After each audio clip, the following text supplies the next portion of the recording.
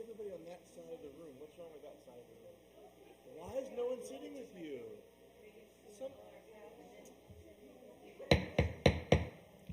Good evening, colleagues, members of the public, staff. We are reconvening this meeting of the Santa Monica Malibu Unified School District Board of Education. We called our meeting to order this afternoon at 4:31 p.m. All members were present for our closed session except for Member Foster, who's away, and Member De La Torre was with us in closed session, but he has left the dais now. There are two items to report out from closed session. The first is item DN 1024-18/19. This is a final settlement agreement. Please note the settlement is as follows. 1, the district will reimburse parent in an amount not to exceed $35,000 for compensatory education. And 2, the district agrees to pay attorney fees in an amount not to exceed $17,750. The motion to approve the settlement was made by Mr. De La Torre, seconded by Ms. Lieberman, and that was a 6-0 vote in the affirmative. Of course, Mr. Foster was and is absent for our meeting tonight, and Mr. Foster is excused. The next item to report out is DN 1027-18/19 is also a final settlement agreement. That settlement agreement reads as follows. 1, the district agrees to fund an independent educational evaluation in the area of psychoeducation in the approximate amount of $6,000. 2, the district agrees to fund an independent educational evaluation in the area of occupational therapy in the approximate amount of $3,000. 3, the district agrees to fund an independent educational evaluation in the area of speech and language in the approximate amount of $3,000. 4, the district agrees to fund 70 hours of tutoring in the approximate amount of $5,600. And lastly, 5, the district shall pay reasonable and compensable attorney fees not to exceed $8,500. The motion to accept this settlement agreement was made by Member Keene, was seconded by Member Leon Vasquez. This was also a unanimous vote of the 6 members in attendance. Again, Mr. Craig Foster has been excused from tonight's meeting. That concludes what we're reporting out from closed session. Again, Sarah, you'll note that Mr. Foster is absent, and as is Mr. De La Torre at this time. Now we'll join for the Pledge of Allegiance. Please stand. If you'll place your right hand over your heart, ready, begin. I pledge allegiance to the flag of the United States of America and to the republic for which it stands, one nation, under God, indivisible, with liberty and justice for all. Thank you, everyone. That brings us to the approval of the agenda. Is there a motion to approve tonight's agenda? Moved by Mr. Metcher, seconded by Ms. Lieberman. All in favor, say aye, please. Great. So we have accepted our agenda as it is printed and as the public has access to both online and in paper copy tonight.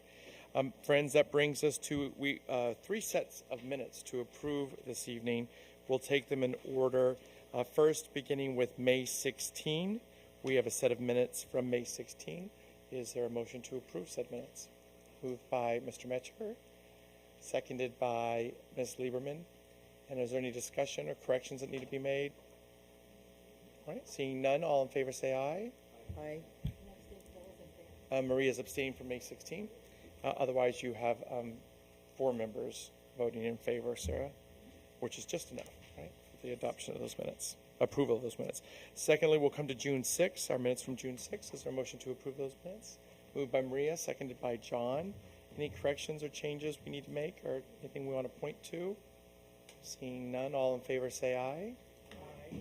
And that's a unanimous approval of those minutes from June 6. And lastly, friends, we have the minutes from our last meeting, which was on June 20th.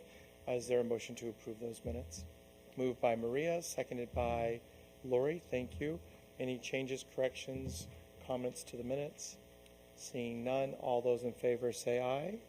Aye. And opposed? And of course, that's another unanimous approval of minutes for June 20th, 2019. That now brings us to the superintendent's report. Dr. Andrade?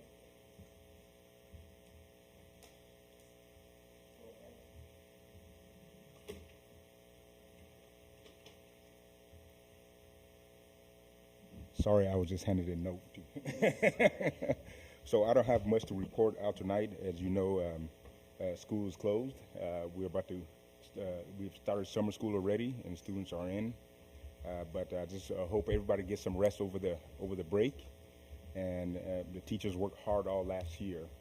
And preliminary data, which we'll share later on down the line about student achievement, looked somewhat promising. So we're going to spend the summertime just digesting it and see what we learn from it, and then give those reports out soon. For the board members, reminder to sign up for the restorative justice training. There's a link in the Friday memo. So we have some big plans for restorative justice coming up next year to go to the next level of training and implementation. So it would be good if you guys had a chance to be a part of that training. Thank you, Dr. Andrade. Colleagues, that brings us to our consent calendar. I'd like to pull item 5D7, which is an administrative appointment. Is there any other items that should be pulled? Anybody want to pull anything? Seeing no other items to be pulled, is there a motion to approve consent absent 5D7? For us at work at Santa Monica, do we have to pull out the Santa Monica College bookstore items? I or don't not? believe so. No? Okay, just double check. Okay. It's a SMC bookstore. I think you purchased books for, I think, the dual enrollment piece. I wasn't going to. Is there a motion to approve consent? Moved by Mr. Metcher, seconded by Ms. Leon Vasquez. Friends, this is moving and seconding consent minus 5D7, which is the administrative appointment. This is a roll call vote. Mr. Metcher? Yes. Ms. Leon Vasquez? Yes. Ms. Lieberman? Yes. Mr. Keene? Yes. And I'm a yes. So that is a unanimous vote in support of our consent calendar this evening, Sarah and Dr. Andrade. Of course, that leaves us with item 5D7, which is the administrative appointment of our very new principal at Franklin Elementary School. Dr. Andrade. Great. I'm going to ask Mrs. Cynthia McGregory to report to the podium while I brag a little bit about her.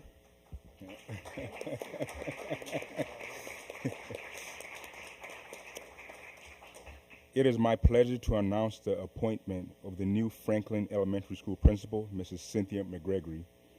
Mrs. McGregory has served as the assistant principal of Franklin Elementary School since 2017, so she is very familiar with the school community. Previously, she was the lead and education specialist at the Santa Monica Malibu Unified School District Off-Campus Learning Center, otherwise known as OCLC, located at the Olympic High School since 2018. McGregor has been in the teaching profession in Los Angeles since 2002. As assistant principal at Franklin, McGregor was involved with assisting the principal in maintaining student-focused educational environment and supports growth and learning on a daily basis, establishing and maintaining a lasting rapport with staff, students, and parents, handling school discipline and attendance, hiring, evaluating, and mentoring teachers and classified staff members, promoting professional development experiences, learning communities for further teacher growth and expertise, and involvement with the school-related community meetings and events. Mrs. McGregory earned her Bachelor's of Arts in Law and Society and Black Studies at the University of UC Santa Barbara. Yeah, gotcha.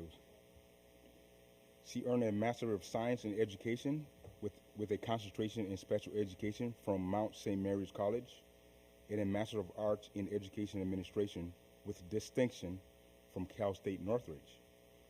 Ms. McGregor is a member of the City of Santa Monica Youth Resource Team and serves on a task force with the local Police Activities League. She received the Outstanding Youth Teacher Award from the Santa Monica JCs in February 2015. Mrs. McGregory replaces Deanna Sinfield, who was appointed as Director of Special Education for Santa Monica Malibu Unified School District. Both positions are officially to start in July 1st, 2019. We are looking forward to Mrs. McGregory continuing with her tradition of excellence at Franklin Elementary School. Congratulations to your new position.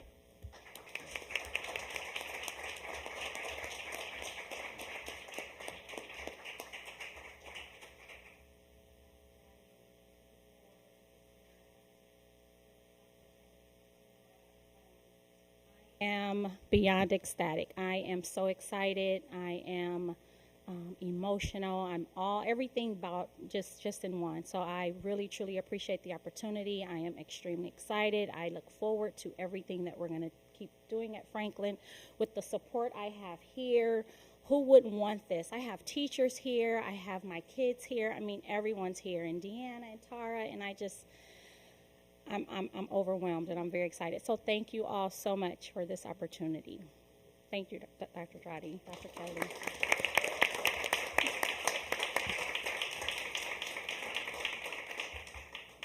Thank you. On behalf of the entire board, we're so happy to have you in that position. And this now brings us to our first. Oh. We gotta vote. Oh. I wanna move. I wanna Yes. move. Yes, forgive me. Okay. It's been moved by Lori move Lieberman to approval. move you into this position, and seconded by Maria Leon Vasquez. Yes.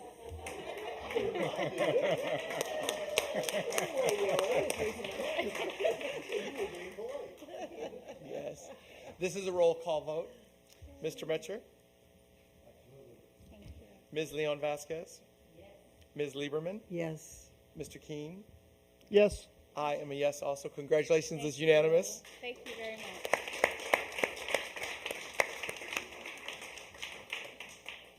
Thank you for the reminders, the polite ones and not so polite. They were all polite. Let's move now to discussion items. Colleagues, we have 6A, which is our District Advisory Committee DAC end-of-year reports. We are allotting 10 minutes per report. So, and we're gonna hold ourselves to it. Sarah, you're gonna help us?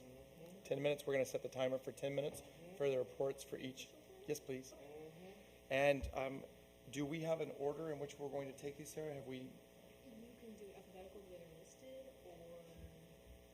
or Well, we have DLAC first. It says on our agenda. So we will do DLAC first. Is that okay, Dr. Mora? Okay, great.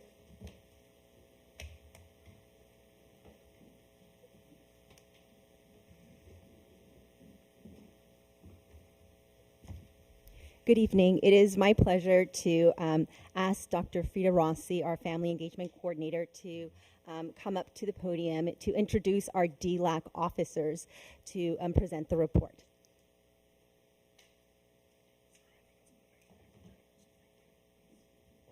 Thank you, Dr. Mora. Good evening, board members, Dr. Dradi, senior cabinet, and staff and community. I have the privilege of introducing our DLAC officers, Laura Hernandez, our DLAC president, and Ninfa Hernandez, our DLAC secretary. They will be presenting in Spanish, so you should have your headsets with you. I try to connect with as many of our audience here. Please raise your hand if you would like a headset to get interpretation, because the report will be in Spanish. Okay, and then we'll do a quick sound check. Mr. Flores will be providing interpretation, so if you could just give us a check. So if you need interpretation, you put on your devices, turn them on, we check them, so you should be, so we'll do if you could just thumbs up to let me know that it's. Okay, and then with that, I will introduce our, yes, you should. Channel 2. Channel 2. Go to 2. Señor Flores, ¿quiere decir de nuevo check para ver si ella puede escucharlo? Mine's in channel 2, so. No?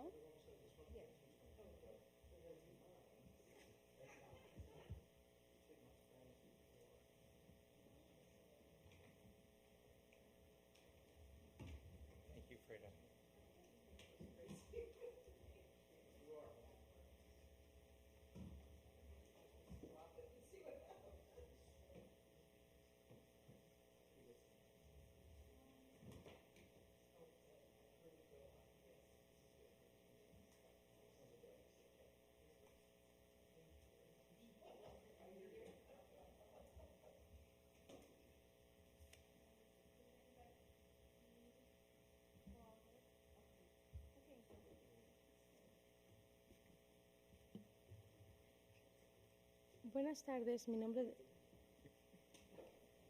Buenas tardes, miembros de la mesa directiva del Distrito de Santa Mónica, Malibu. Mi nombre es Laura Hernández, soy presidenta de DILAC. Gracias por darnos este espacio para dejarnos saber nuestras responsabilidades, logros y recomendaciones que orgullosamente tuvimos este año escolar.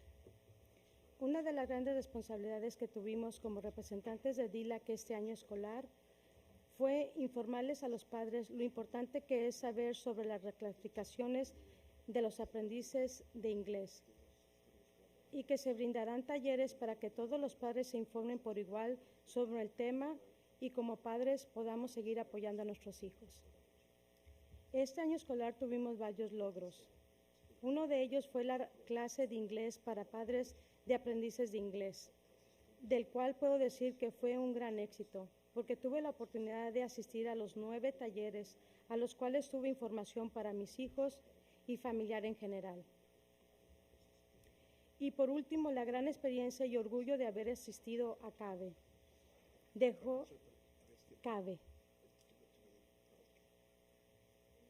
Dejó en mí como madre una fuerza para seguir adelante, apoyando a mis hijos y seguir informando a los padres sobre la importancia que es estar unidos, los padres, estudiantes y personal del distrito escolar, y que seguiremos asistiendo a esas oportunidades de crecimiento que nos ofrece nuestro distrito. Ahora le pasaré la palabra a nuestra secretaria de DILAC, Nin Fernández. Buenas tardes. Mi nombre es Nin Fernández y soy la secretaria de DILAC. Una de las responsabilidades del DILAC es llevar a cabo una evaluación de los programas para aprendices de inglés. Durante este año escolar, el distrito mandó una encuesta por correo electrónico a todos los padres de aprendices de inglés como parte de las encuestas de los grados 8, 10 y 12. La participación de los padres de aprendices de inglés fue baja y por eso se les pidió a los ILACs de cada escuela que pongan la encuesta como parte de sus agendas durante sus juntas de ILAC.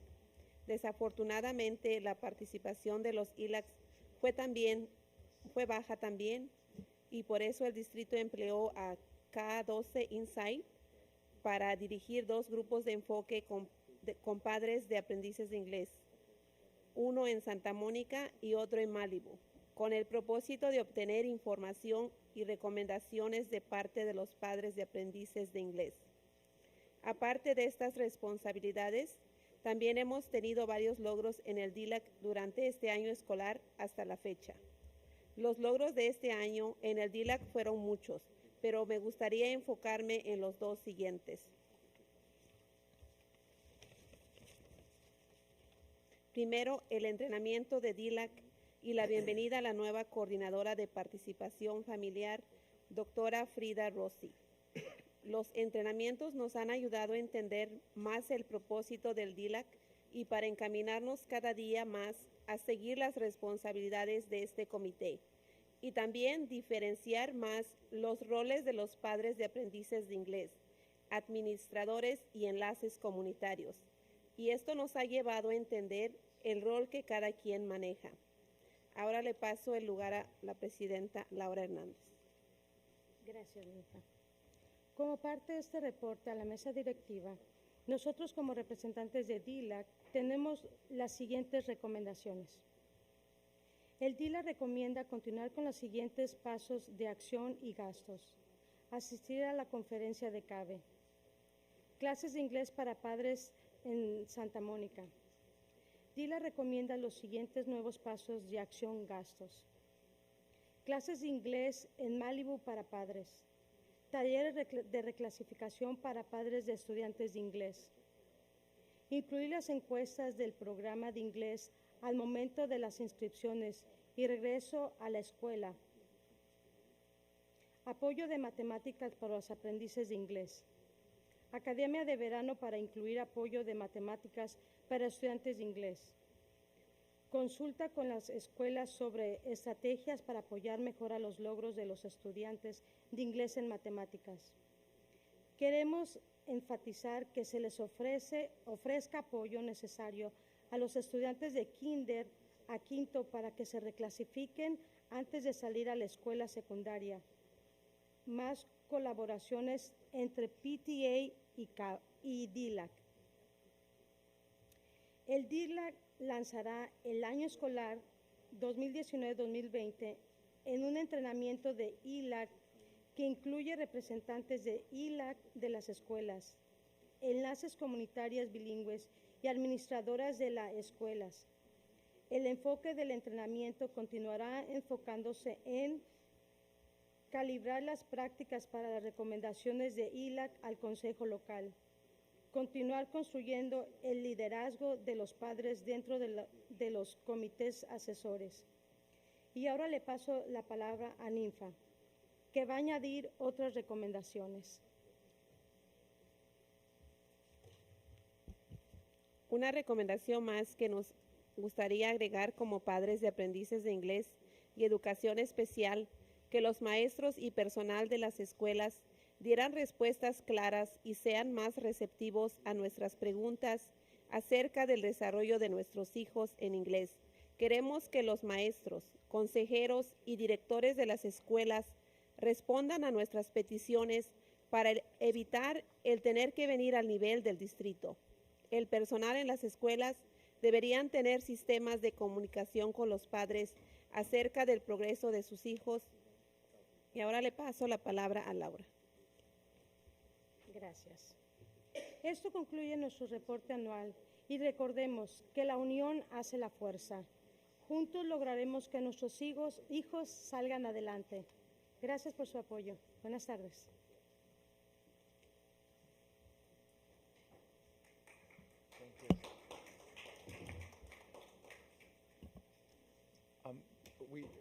We have question. I have a question, a quick question, but I want to make sure.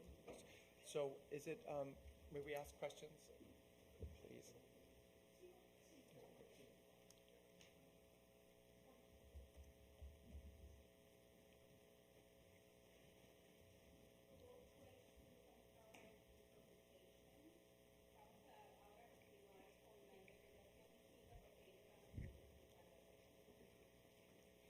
So thank you so much for the report and the presentation. My question was on one of the recommendations about clear answers to questions from the parents as they had put petitions forward. I'm just wondering, with the recommendation, did you have some ideas on how to do a better job with those communications? Did the DAC consider making specific recommendations on how to improve those communications? Sí, gracias por su pregunta. La respuesta, nosotros tenemos varias peticiones y nuestra idea es llegar a tener una comunicación más clara con los maestros para que esto nos ayude a seguir adelante con nuestros estudiantes.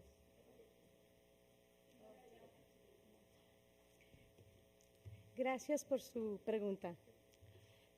Tenemos varias recomendaciones y en esto nuestro punto sería llegar a tener más comunicación con los maestros y respuestas más claras, que no nos hagan esperar mucho tiempo cuando son respuestas acerca de que se refiera a nuestros hijos en general y que nos den puntos exactos donde llegar a buscar la solución. Porque en varios casos que tenemos preguntas, no solamente nosotros, pero hay muchos padres atrás de nosotros que nos dieron la idea de esta recomendación, de seguir paso con paso para llegar a una solución, y si los maestros son claros con nosotros, podemos nosotros agarrar una solución. No sé si esto contestó su pregunta o Ninfa tiene algo más que incluir. Yo pienso que como padres de aprendices de inglés, en el momento no hemos tenido una comunicación clara con los maestros y hemos recibido cartas diciéndonos cuál es el nivel de nuestros hijos en aprendices de inglés, pero es una carta muy general, no es detallada, y lo que queremos saber es exactamente qué es lo que detiene a nuestros hijos para reclasificar, en qué es en qué área necesitan ayuda. Eso es lo que queremos. Gracias a ustedes. Gracias. Maria. No, just my. Oh, deje que les. Should I Perdón, say in perdón. Spanish or English? Okay. Bueno, well, I'll direct it. I'll direct it to them. Muchas gracias por su la capacidad que por medio de la doctora Rossi pudimos entrenar a todos ustedes como padres para tomar el liderazgo en el comité, que es algo nuevo. En los años pasados nunca hemos tenido la participación de ustedes, como ustedes dieron la presentación del reporte y no alguien del distrito.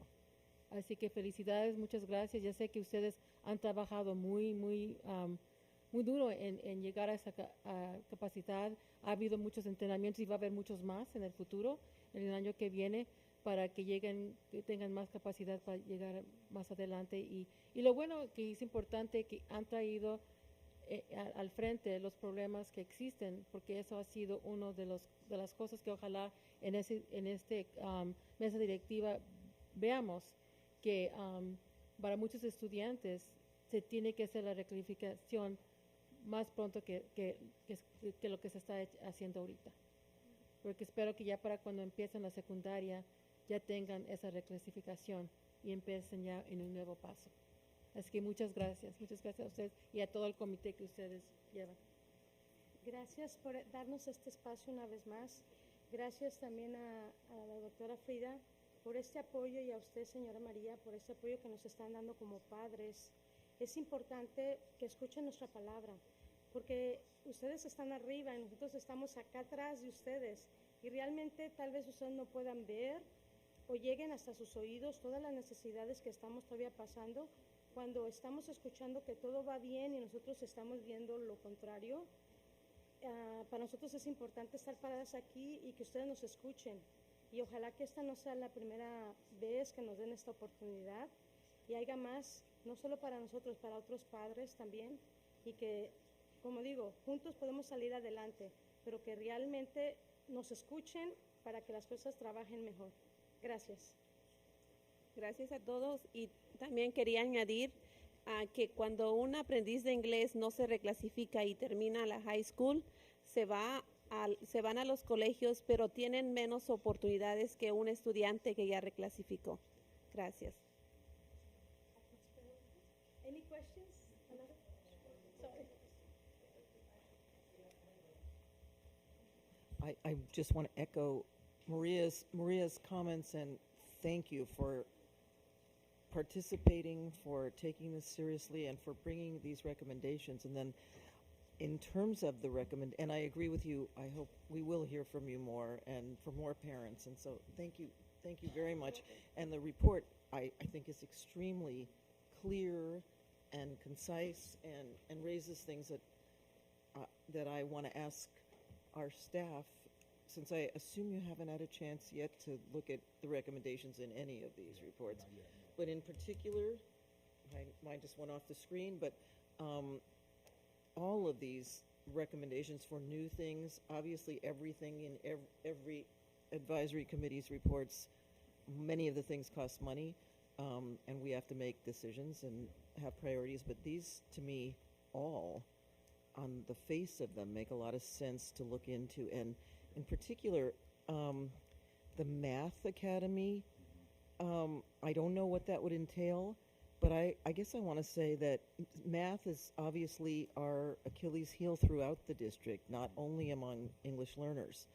And so I think thinking creatively about what we might be able to do, cognizant of our budget, but what we might be able to do in the summer to shore up English learners and others. I mean, I don't even know off the top of my head what those things might entail, but I feel like that's something we should really look at seriously. And when I read that, I was like, yeah, the lights went on, not just for English learners, but there are others who could use some of these things too, and that might make it more financially sensible and efficient. And so anyway, thank you again. Muchas gracias. So, colleagues, that report by our friends was well under 10 minutes. We did well ourselves, so let's keep it going. We now have our early learning DAC that we'll be calling forward. Now, if they had one of these for baby talk, if we had like the little baby, that would be really great. I remember not knowing what my kid was. Good evening, board members, Superintendent Dradi, and all of our community members. I am Susan Samarge Powell. I am the co-chair of our Early Learning DAC, and I bring to you apologies from Iyao Katagiri, who is our co-chair but is also prepping to go on a trip tomorrow, and so could not be here this evening. And I'm going to do my best to be as short as possible because I was just with you 3 weeks ago, and essentially my year-end information was actually a part of that report.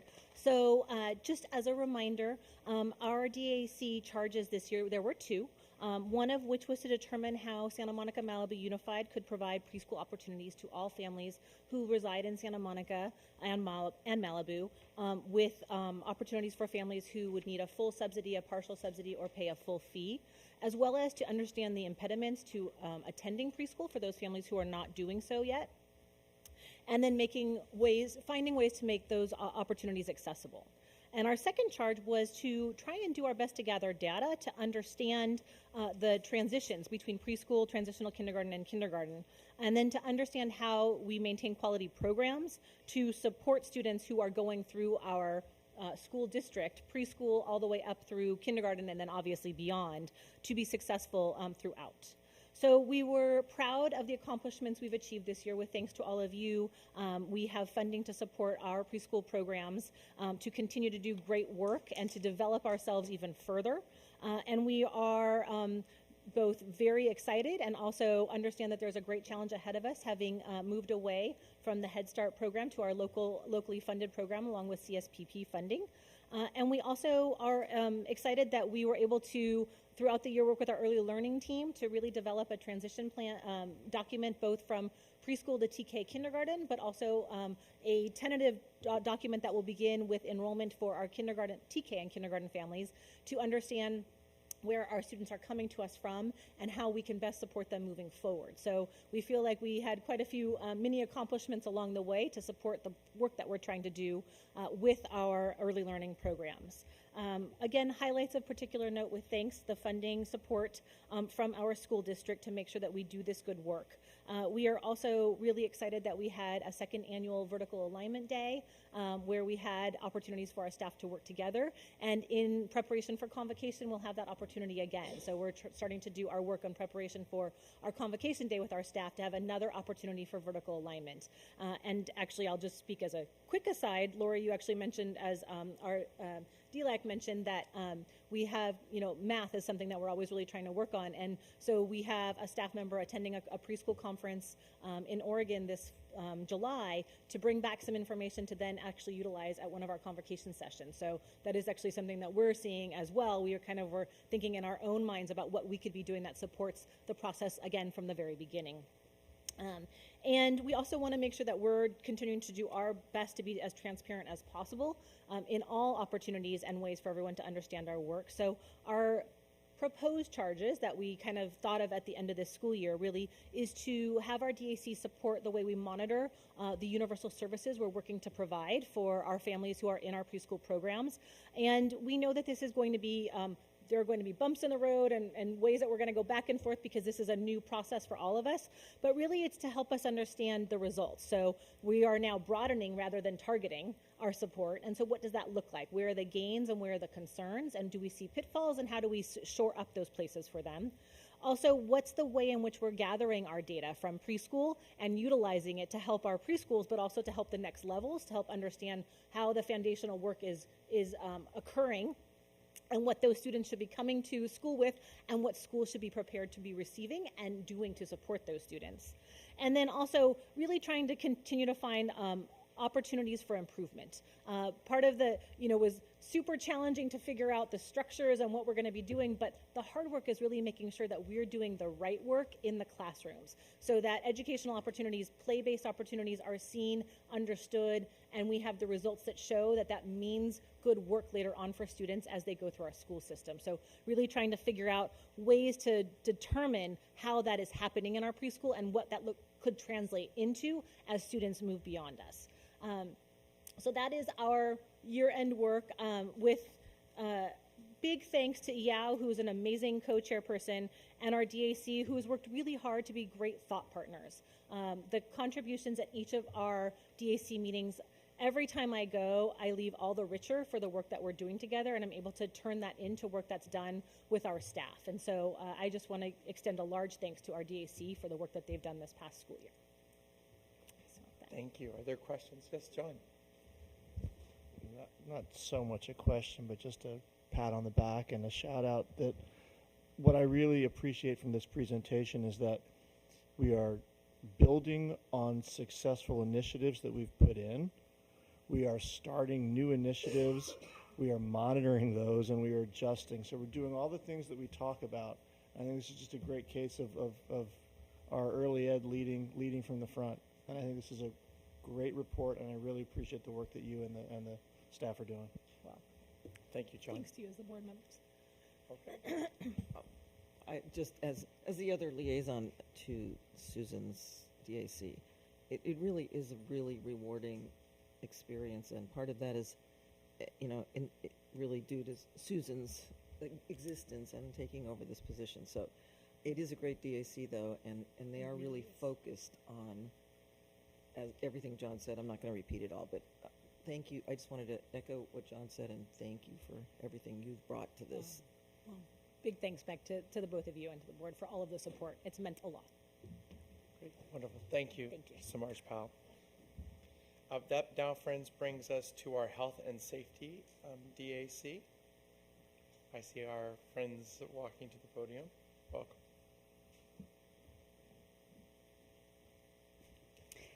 Good evening. So it's my pleasure to introduce the chair of our Health and Safety DAC Committee, Stephanie Lewis, and she's been absolutely amazing. She's just passionate about health and safety in our school district. She also works at SMC and is quite the busy lady over there, but does an amazing job chairing our Health and Safety DAC as well, and just leading us forward in working on all of our charges. So it's my pleasure to introduce her, and I'd like to have her come to the podium to talk about our end of the year report. Thank you, Tara. That was quite an introduction. Hello again. I've seen you all recently. So I think that this year the Health and Safety DAC was in fact-gathering mode. It's something that the board asked of us last year to collect some data and to gather some evidence, and I feel that we really did accomplish that this year. From the charges, just a few things that I'd like to highlight for focusing on anxiety and depression with our students. We did collect data and analyze it from the Youth Wellness Needs Assessment as well as the California Healthy Kids Survey, and use that to establish a gap analysis, which was presented to the board recently, including some recommendations. I also want to highlight and very much spotlight Shuli Lotan's work with Malibu in the fall. She was responsible for facilitating and coordinating a massive mental health training and support in regard to trauma responsiveness. That is something that definitely should be recognized because that work was tremendous, and it is actually still very much ongoing. 6 months later, post-fires, we are still seeing quite a bit of trauma in that area, so the work is far from over. We also met with some key community stakeholders this year, including the SAMO Wellness Advisory Group, which is a student advocacy group at SAMO, Olympic High principal and psychologists, as well as the Malibu Boys and Girls Club. And their input was really invaluable to us to get real-time evidence of what's going on in our communities, not just what we think is going on. Laura Morin, with her nursing colleagues, also completed a handbook for best practices for handling communicable diseases. That was one of our charges, and we are happy to say that that is completed.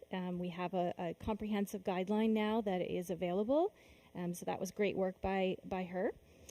We also used the data from the 2 surveys I mentioned to establish some trends with drug and alcohol use in our student population, and those recommendations were included to the board in our last presentation.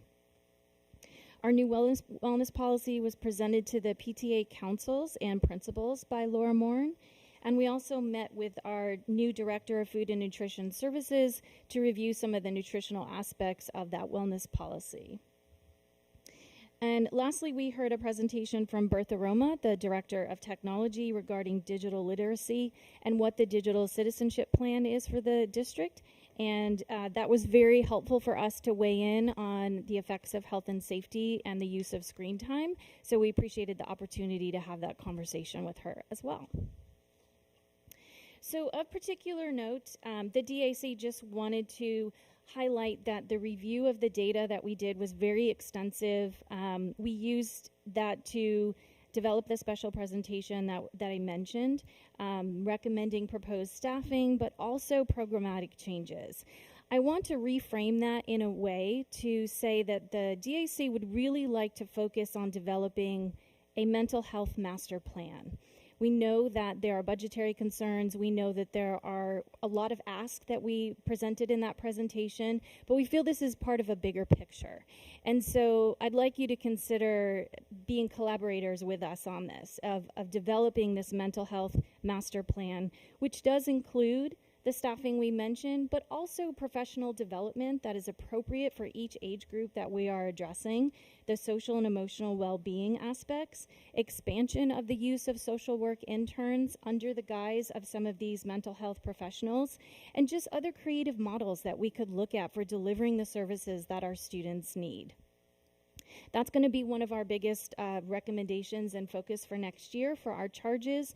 And we also want to focus on identifying the progress indicators in the wellness policy. That was adopted in 2018, and that policy does need to be reviewed every 3 years.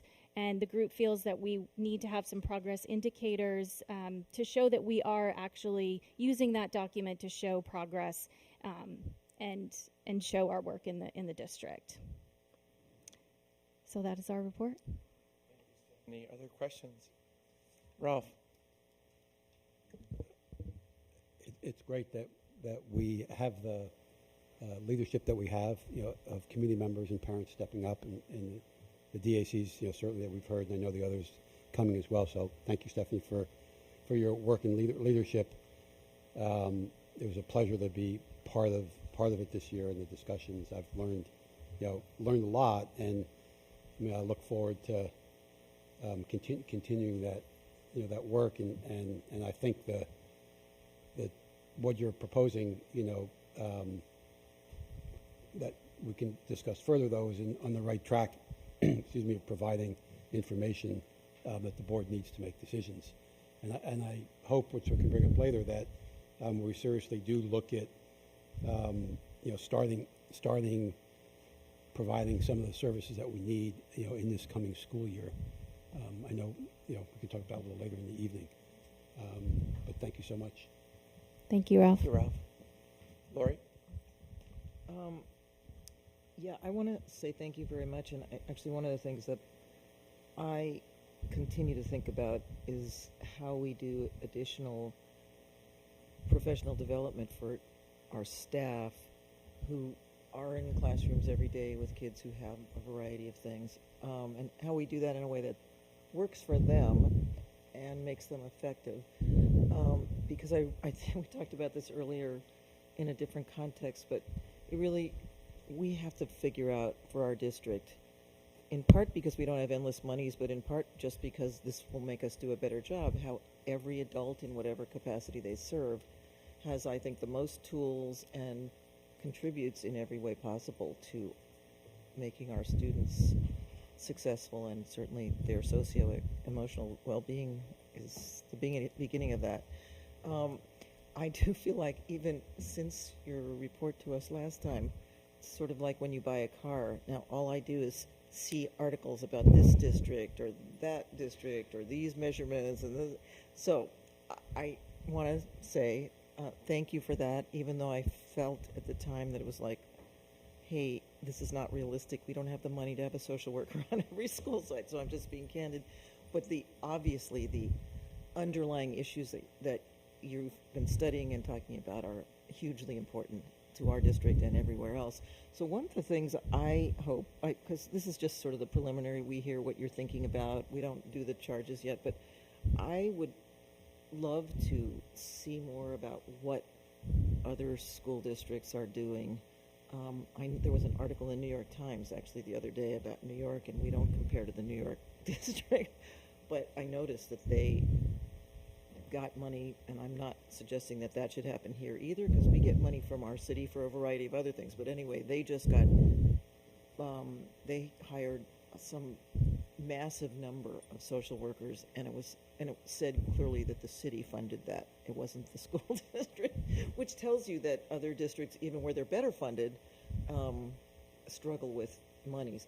But anyway, this is clearly an issue everywhere, and that doesn't diminish it. That, in fact, should raise it for us as a red flag. And so the more we know and the more we can really understand what the best ideas out there and the best practices are, that will help us as we move forward, whether we end up actually doing a mental health master plan or even as we take any steps along the way. So that's what I kind of hope we end up looking at in the charges. Anyway, but thank you very much. I really feel like you guys have done a serious dive into these issues that we all need to know more about and can't kind of push under the rug. So thank you. Right. And if I could just address your concern about professional development, I don't think we need to look too far. I think we do actually probably have some gems here in our own district to tap into that don't necessarily need to break the bank. For example, when we met with the Malibu Boys and Girls Club and we talked about how they established their wellness center and the fact that they are already developing curriculum to bring into the classroom as part of their delivering of services, this is part of the creative model that I was talking about. They're already leading the way very much on their own initiative, and I think we don't need to go very far to find those resources. And that speaks very much to how we have to work with the other agencies or groups that are working with young people on the same issues, so that we're not stepping on each other or duplicating things. We collaborate, we work together, and so identifying those is terrific. So thank you. Yes. Thank you, Ms. Lewis. Thank you, Tara. Maria, yes.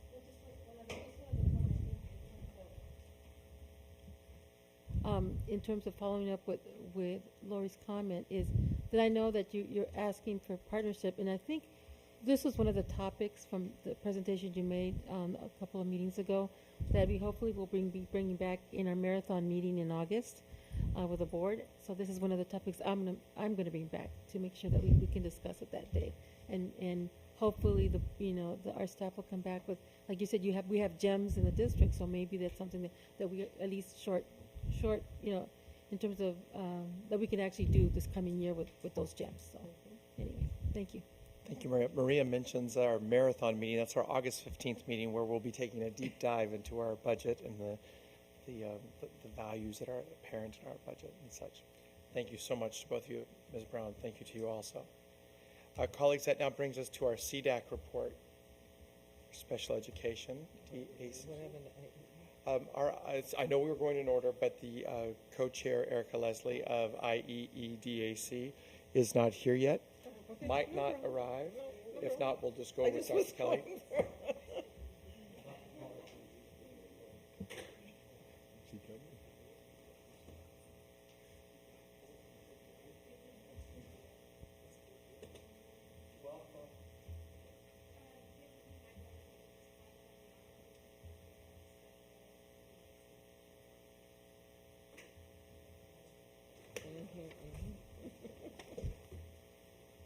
Hi, good evening, everybody.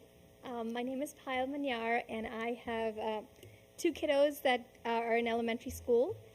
This is my second year co-chairing CDAC, and I'm very excited to be presenting here this evening.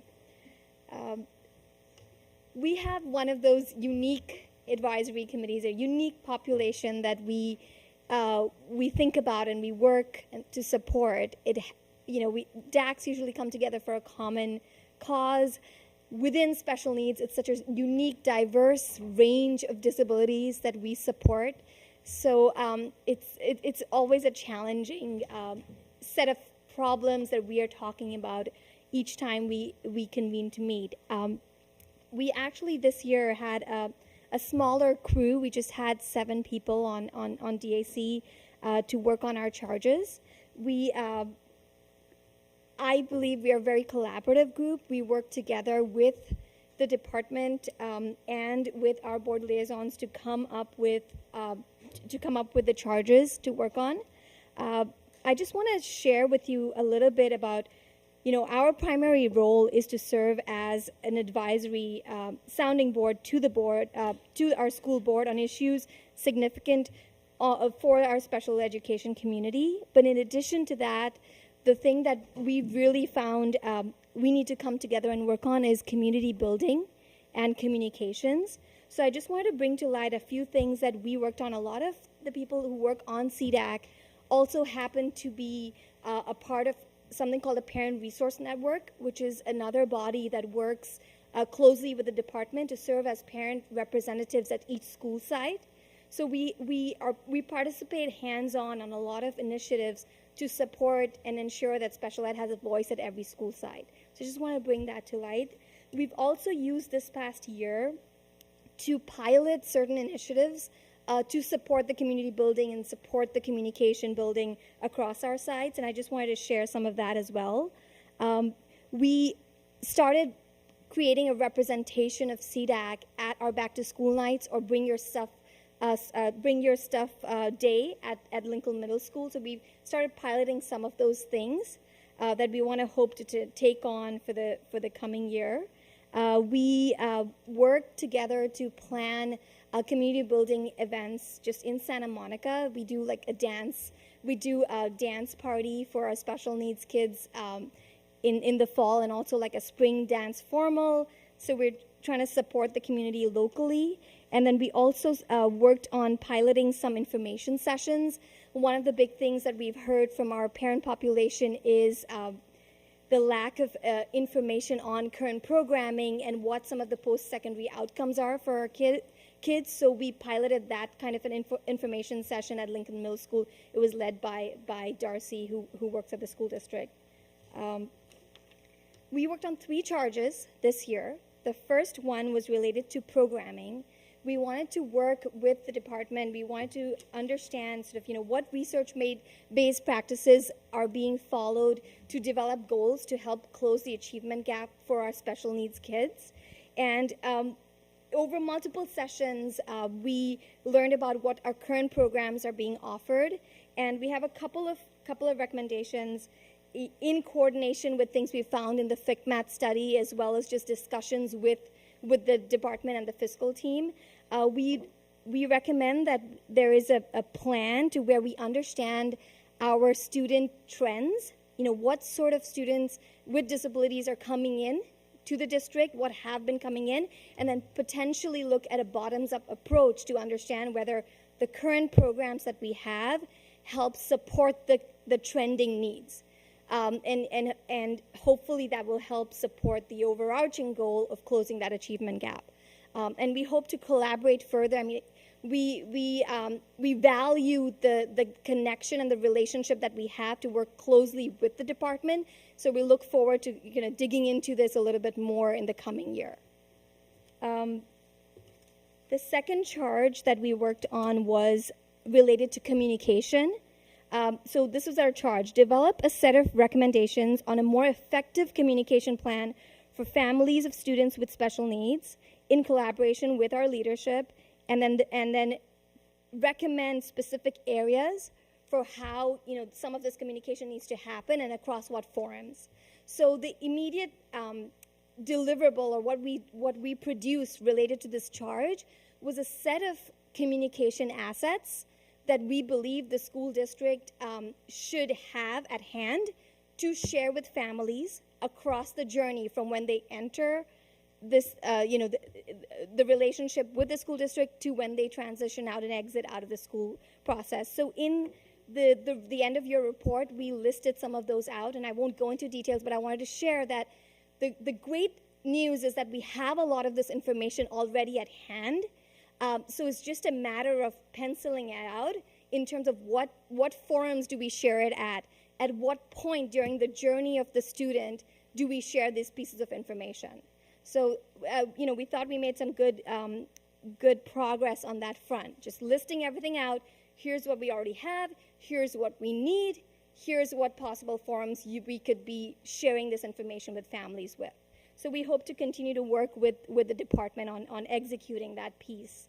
The overarching recommendation there is that we need a consistent set of policies for communicating to families, and we also need to develop a centralized hub for where these resources lie so parents know where to go. And I'm happy to say that all of this is going to be in process. We've had discussions, so we're excited about that. The last charge that we had was related to technology. We believe, and this is, the parent perspective is that there is a lot of technology out there that we could be leveraging to improve supporting the education of our special needs kids. So as a starting point this year, we learned about what's going on at the school district. We met with Bertha Roman.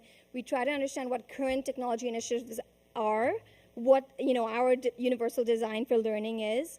And based on initial discussions, we have a set of recommendations and thoughts for next year. So what we learned is while we are training our teachers on new technologies and learning management tools such as Google Classroom, adoption of this varies. It's inconsistent because teachers, even though they are trained, they may not necessarily employ it the same way in one side versus the other, in one class versus the other. So we want to drill into that a little bit more next year to figure out, how should the department think about ensuring adoption is a little bit better, especially for our special needs kids who would benefit even more by the use of some of this assistive technology tools. One other idea that we want to make sure we share is that parents think that just basic curriculum support and for understanding progress for their kids, having IEP goals and IEP reports digitally is so crucial, but it's not necessarily, again, executed or shared consistently. So we will continue to work on how we can actually transition this into a more digital manner. Other than that, the detailed report had a few other recommendations, but I will leave it at that. We are really grateful for the support we have from the board. We really appreciate that there is a board liaison at every meeting so we can have a lot of those discussions in real time. And then we are excited about the incoming leadership, and we hope to closely work with the new team in the coming year. Thank you. Thank you so much. Thank you. Lori. Since I'm not a liaison, I want to thank you for this. It was really, when I read this, this was really informative, and I like what you're focusing on, and I really like the entire orientation, which will be great for our new special ed director, and I'm sure she's going to enjoy working with you and appreciate, I think, what you guys are bringing to the table. So thank you so much, and thank you for the attitude of collaboration with our staff and our district, because that's really how I think we all see our DAC. So thank you very much. Thank you, Lori. John. So thanks, Pyle. I appreciate that. I don't know how you summed up that year of work so well in 10 minutes. It was pretty awesome. I do want to point out that something that I really like about the work that's going on now, one, it's a great example of, yes, every parent in that room has a specific need for their child. That doesn't drive the meeting. Those meetings are about what is best for all the children in the district, not just children with IEPs, but all the children in our district, all of our students. What I really like is everything that's being talked about in here is not it's not driven by a particular parent or a particular staff member. We're trying to create systems that can then live independently of those people. PRN came out a long time ago and then sort of went its own way. We're trying to put systems in place, and that's what's so exciting about finding these gaps in coverage that we have and finding ways to improve and then keep it going when you and other parents move to different schools. So thanks again. And yes, we are very much looking forward to Deanna and what energy she's going to bring to us. Thank you, guys. Thank you very much. Thank you. Thank you. Dr. Kelly, could we call on you to maybe give a quick report for the IEE DAC co-chair Erica Leslie, parent in our district, is unable to make it this evening. So Dr. Kelly said that he'd be up to giving the report. Thank you. Yes. Good evening. I'll be brief, but I also do want to recognize Dr. Nofri, who is here in the audience, who's one of our IEE DAC members. We're a small but mighty DAC with 6 members, and I think that's one of the things we continue to focus on is in recruiting. But we have been working on some activities that were carried over from the 2017-18 school year, where members going out in pairs met with principals to talk about parent engagement and try to get an inventory of parent engagement at the request of the superintendent. And so we created a protocol. The members of the DAC went out and met with principals and talked to them about parent engagement and where they saw successes and where they faced challenges. And we're working on kind of finalizing a report to the superintendent with regard to that activity. We've had the opportunity to host a variety of individuals. Our parent engagement coordinator came and spoke about the parent engagement framework and kind of the action plan around that in terms of engaging principals, parents at sites, and their parent engagement action plans. And so that was a great opportunity to hear from Dr. Rossi in terms of that. We also had a variety of other individuals come and speak, and I was able to give updates to the IEDC relative to the various initiative, which is tied to our charges in terms of things like what's happening with child development services and that change, what's happening with the project-based learning, and so various things that we talk about in terms of what's going on in the district. And I think that they have a better understanding kind of the bigger picture and seek to support things like the implementation of the social justice standards. And so it was great to have them. Dr. Drati and Robert Howard had an opportunity to come to speak with the DAC. There was an issue at one of the campuses, and they had kind of a productive conversation, got a broad kind of view on that and a diverse set of opinions and input on that. But it was a really kind of, rich conversation. And at this time, we're not recommending any changes in the charges because the charges were adopted just recently this spring, and so we look forward to carrying them over to next year. Thank you, Dr. Kelly. Thank you very much. Colleagues, that now brings us to the VAPA report. That'll be our last DAC report. And I know that several members of VAPA have arrived, but each DAC has 10 minutes. Yes? So, good evening. It's my pleasure to introduce our coordinator for visual and performing arts, Mr. Tom Whaley, who will then be introducing our co-chair, Janice Gabbard, and facilitating the conversation. Good evening.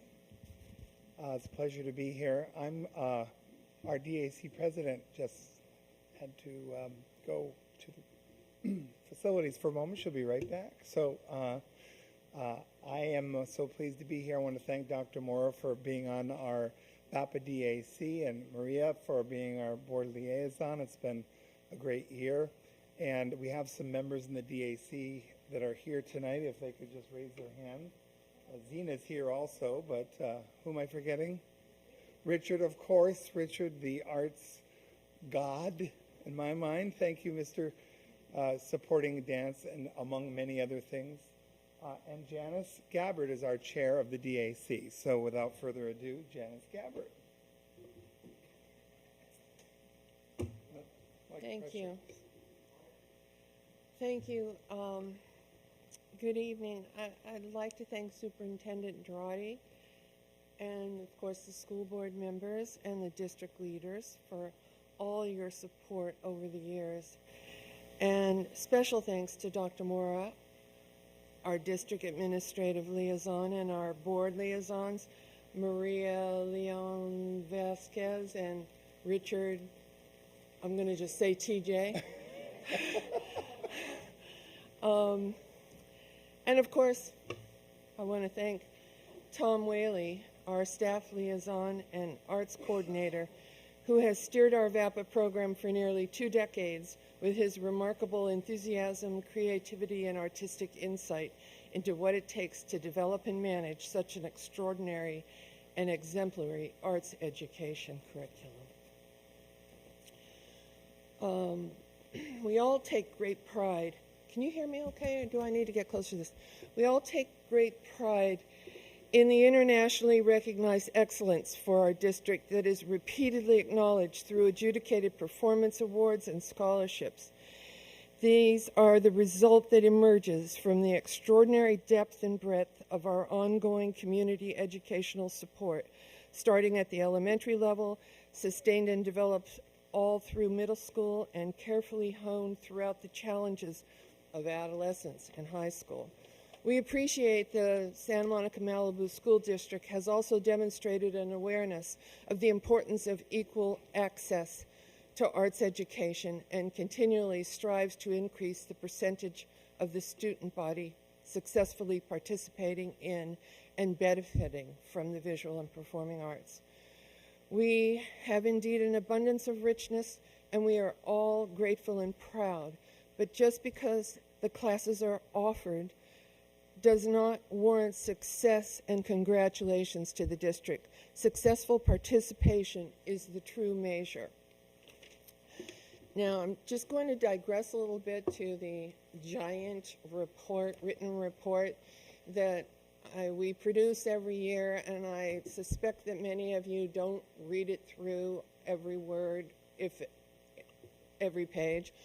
I've read it myself several times, and it's an encyclopedia of data. It's a record for everyone to have year over year so that we can see what's going on, because the VAPA program is massive, and the participation rate in our district is huge. Basically 100% of the elementary school kids are involved in our programs, and 72% or more in the secondary schools participate in the. So there's a lot to write about, a lot to brag about, because we have so much success. The first 2 pages that I wrote, I'm going to come back to. These are kind of the advice things that we developed this year over questions that have been perennially asked of us.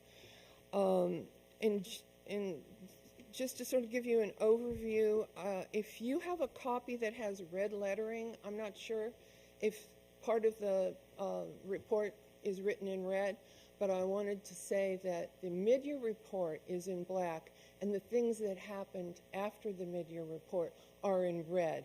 And we did that for our purposes in compiling everything so we could figure out what's new.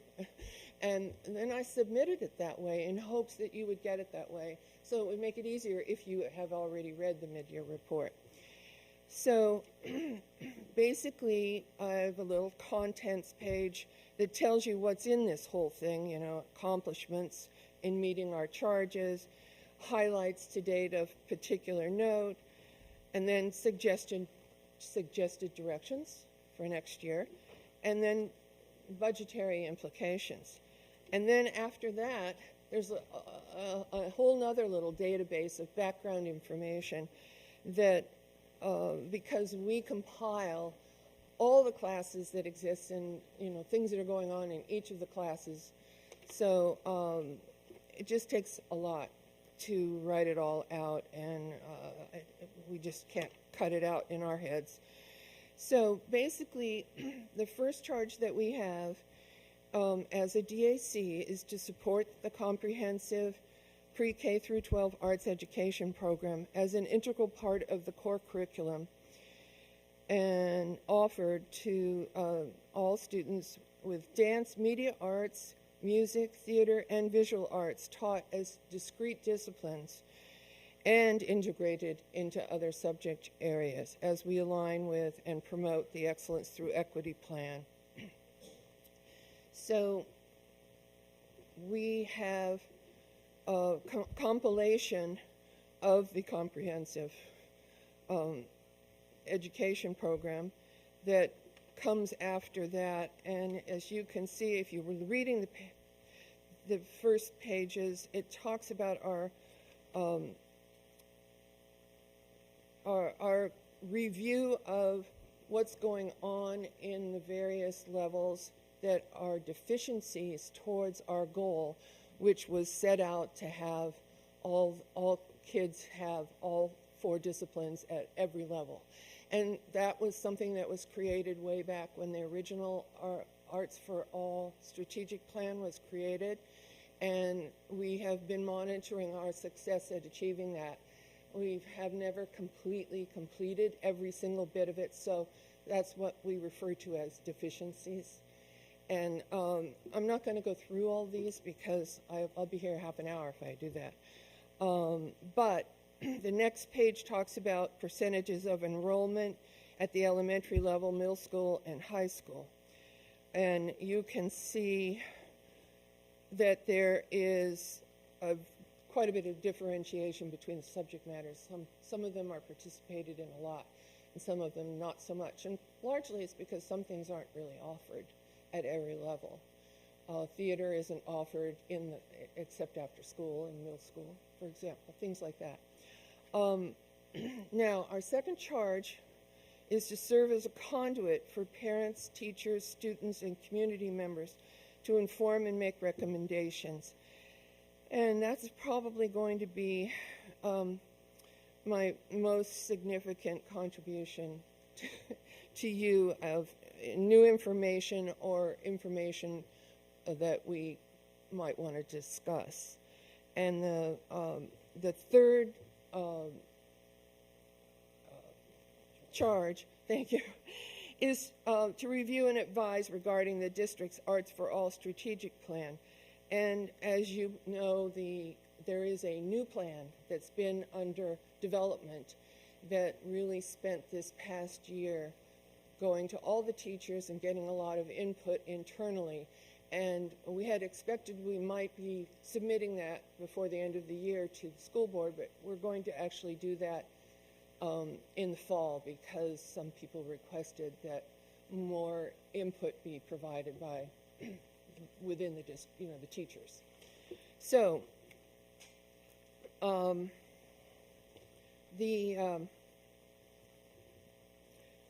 after the highlights to date, I'm just going to touch on a couple of highlights. They're all in here. There's a lot to talk about. And there's some investigations that we have done that you've all heard about the advantage of the brain of arts education. But we've made some inroads this year. Professional development was something for the arts teachers that had not in the past been comprehensive, if at all. And we introduced that this year,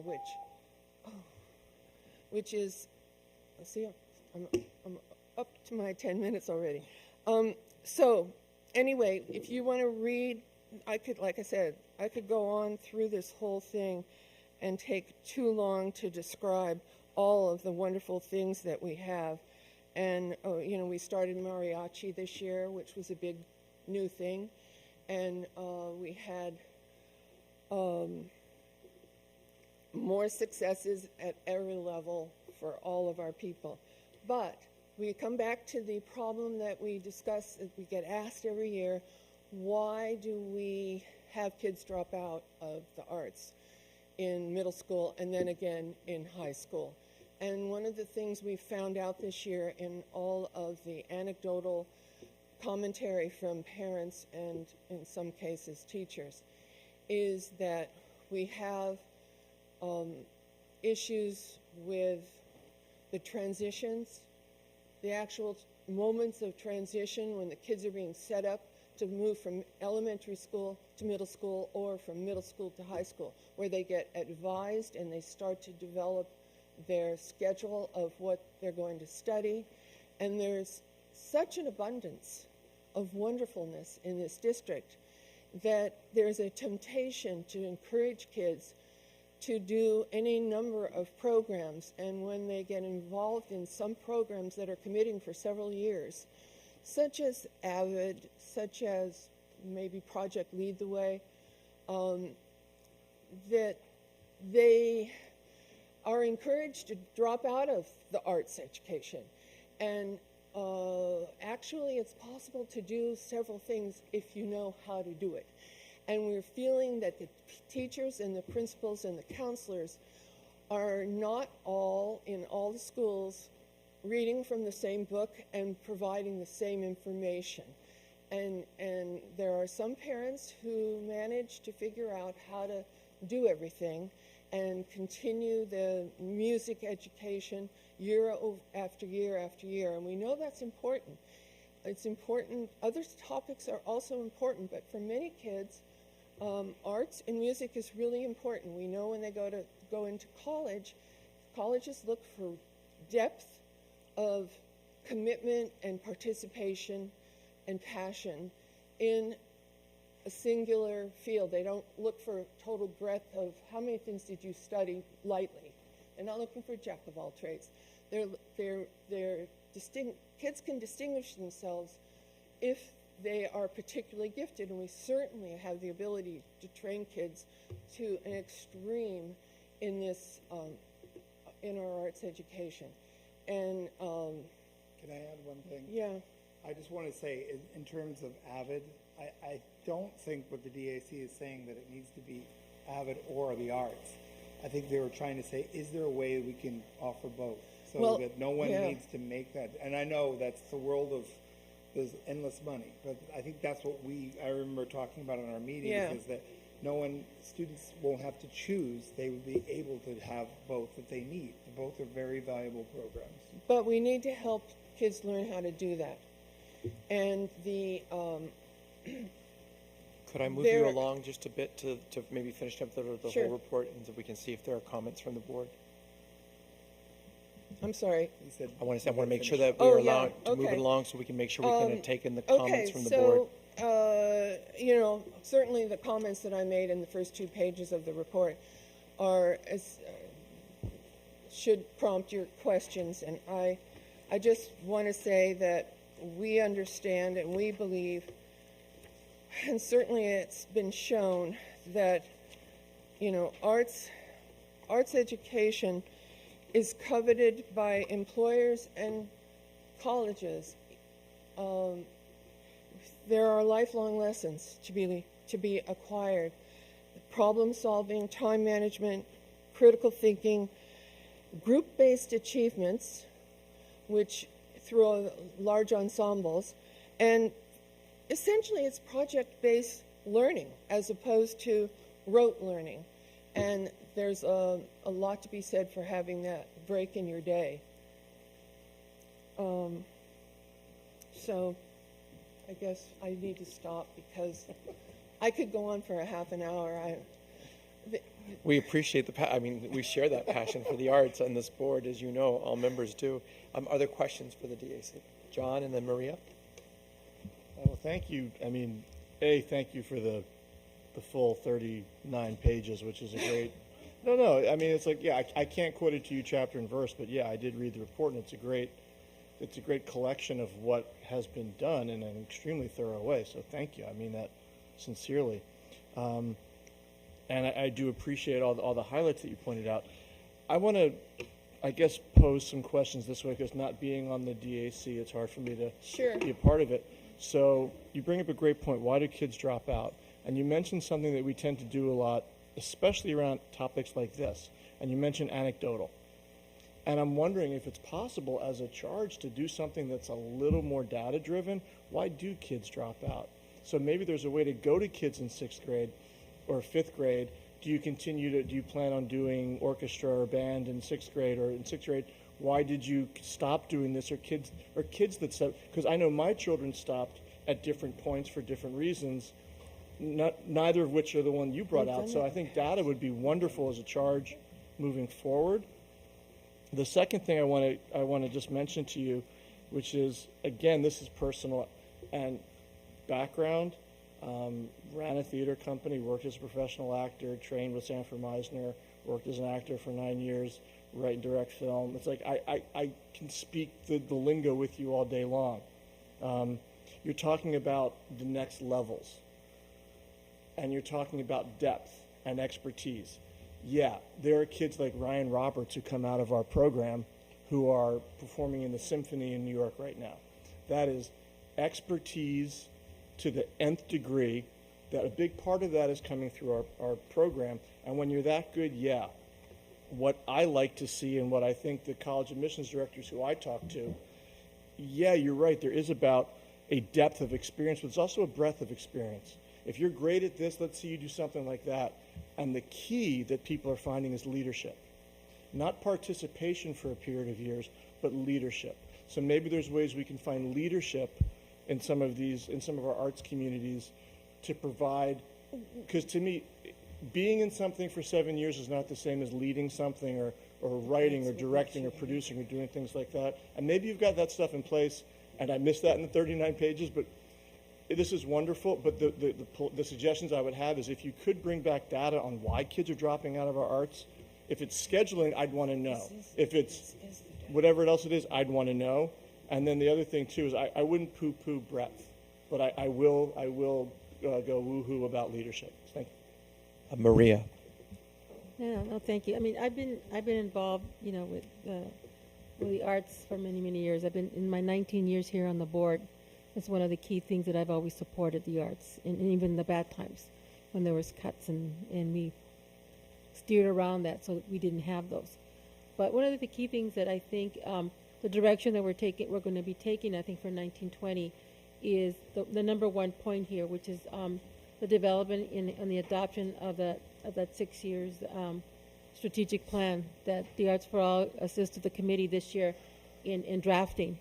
And it's going to be a real key, I guess, for me, is that I think that a lot of the answers and all the questions that the committee asked, on the first couple of pages, I think a lot of the answers will come to those questions where I think the development of, for us, I guess, once this plan has to be shared, I think, with the leadership of this district, which means it's not just the teachers, but we're talking about more of the leadership in terms of the principals.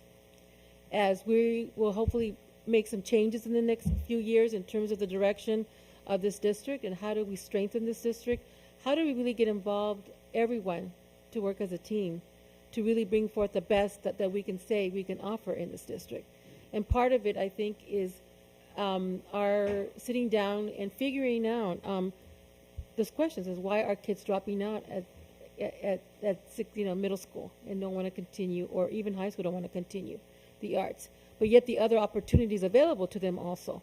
So kids are going to have choices to make, and not necessarily one better than the other. But that I think that's something that I think it'll be great for the conversation to be had along our teams and figure out how it could best be rolled out in terms of the arts. I'm the big proponent of how do we include the arts in terms of the core curriculum throughout the school year. So it's going to be really key, but it's not something that I think we as a committee, we made our recommendations, but I think it's going to be really key now how it unveils with the leadership, with the principals and the principals with teachers, and see how that could be best met for us. And so for me, that's going to be the very, very key. The other thing is, I guess, again, reiterating the fact that a lot of the questions that were being made are anecdotal, and I think we do need some other numbers, I guess, to support that.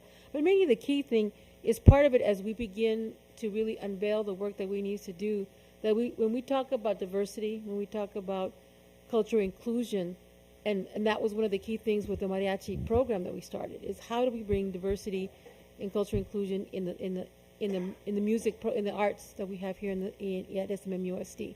It's been very key, but it's been also very how can I say, very narrow.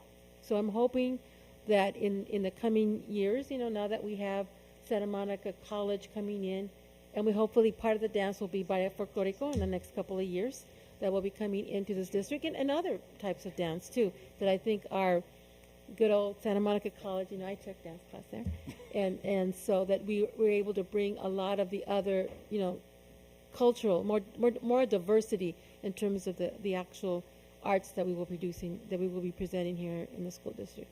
And just finally is the key again, along with in the same area of Santa Monica College, is to be able to strengthen our theater, strengthen our dance programs, but including, I think, a lot of the collaborative pieces I think we can have, and I'll put on my Santa Monica College hat in the sense that we can offer a lot of that with Santa Monica College as dual enrollment. So we're really going to be looking into that more strongly, especially with the other arts, because my daughter's in the other arts and film. So she was she was in music for like 7-9 years. So she and my son dropped out, so he didn't really. But everybody has their path. Everybody's different. But the fact is, how do we strengthen all the various pieces? And for me, it's helping to develop all those, especially in film, those opportunities that we can offer.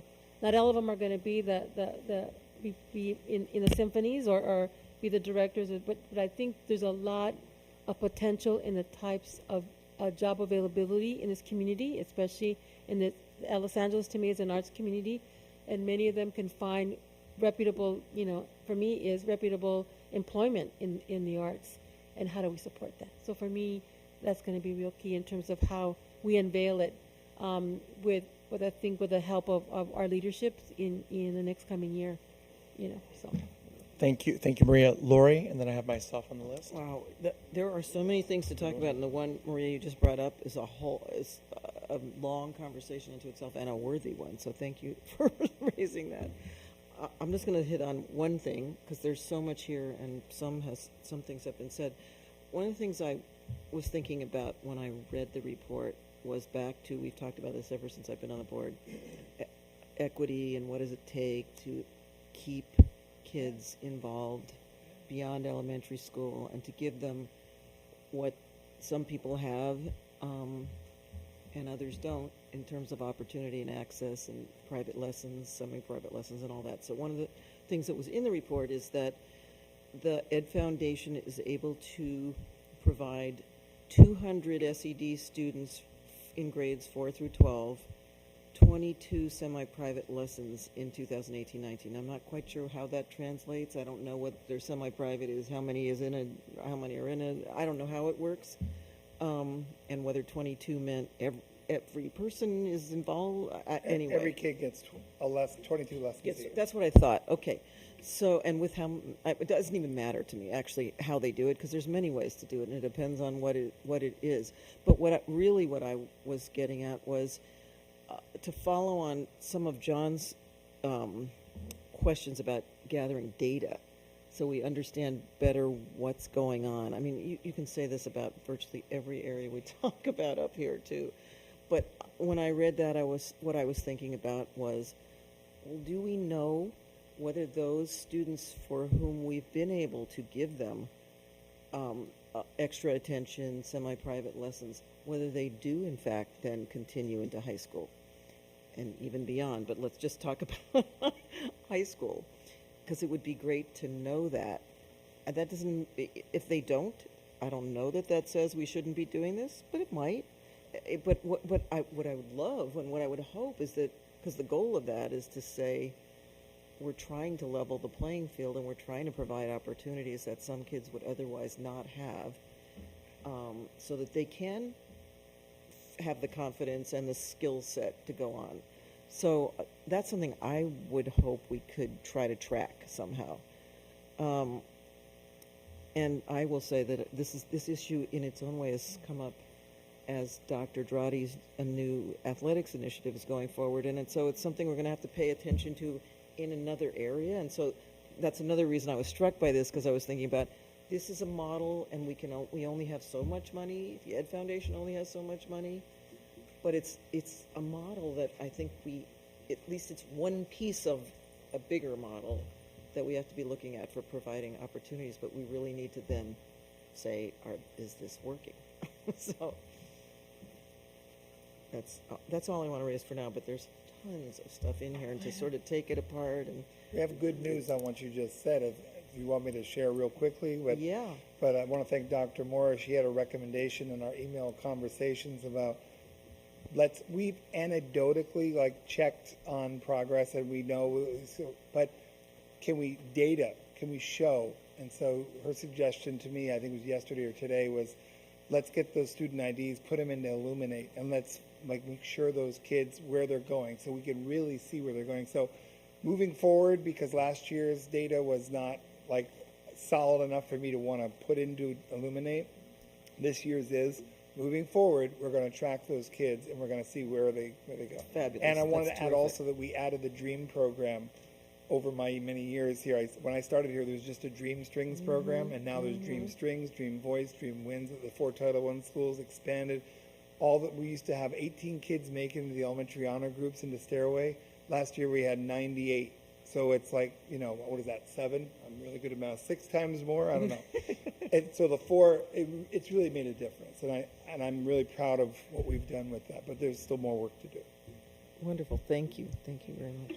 Thank you, Lori. I'm noticing that the time has expired on this item. We made it 85 minutes, friends, but for all of the DACs, which is impressive. Thank you to all of you on the DAC. I'll just quickly say that I concur with my colleagues that we're all in great support of the arts. I am interested to see the data. I'm really happy to hear about the Illuminate. How big a fan I am of Illuminate, but I see that I'm happy to see that we're taking a step in a particular direction to maybe where we can get some greater information. I want to say though, you mentioned Ryan. I want to mention Rufus Bordal, who I just had a great pleasure of working with, and my son called him a god. He said when I went to go watch the band concert, he says you're going to see a god tonight, and watch senior Rufus Bordal, who we know is all going to USC, an incredible cellist and pianist. But I think that what I am interested in is one board member, just a single board member. A good soccer player. No, an exceptionally good soccer player. I didn't know that. Okay. Exceptionally good. But talking about the power. Friends, I did not interrupt you when y'all talk.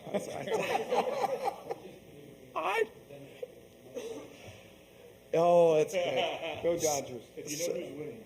So I guess what I want to share as one board member is that when we see, I think we as a board are eager to find ways in which the DAC can help us move the ball, soccer down the field, right? And I'm one who last year and the year before articulated for somewhat of a development of other areas. Like we are really wonderful, exemplary in areas of instrumental and vocal music. We know that. When I left Stairway and I watched our Stairway honorees, I mispronounced his name, right? But when we saw his video that he put up for us, and we see as we're driving home from that or when we're there that this is a performing arts district, plain and simple, right? Particularly in certain areas. But there are some of us who are also interested in seeing of other expressions and other areas and other mediums. And so I'm really impressed with the work that you've been doing, that the district has been doing with the DAC support in the areas of, say, dance, for example. And the Folklorico is going to be integrated in world dance, and we see that happening. But when there's a conversation about the diversity piece, and I so appreciate Lori's bringing up the fact that we had an incredible gift from someone in our community to ensure that there were those kinds of opportunities for SED students in our district. I'm looking for those kinds of opportunities in other places as well, because those kids have an opportunity to jump into music, but I've seen a lot of people walk away from music because the music isn't what speaks to them. And then I think about the kids who are in hip-hop and spoken word, and I look at the kind of dance, whether it be folklorico or if it be crunching, and I mean, there are just so many ways in which kids can express themselves and find a joy of learning that keeps them in school. I get that. And so I think through some of the professional development that we talk about as a district is that we have oftentimes, older folks who are teachers and have been trained in a particular convention and don't see ways in which kids can express and explore in other areas. So I agree with everybody else on the dais. There's so much to talk about. This excites all of us. We always leave that for last to see if there's some extra time to pull in.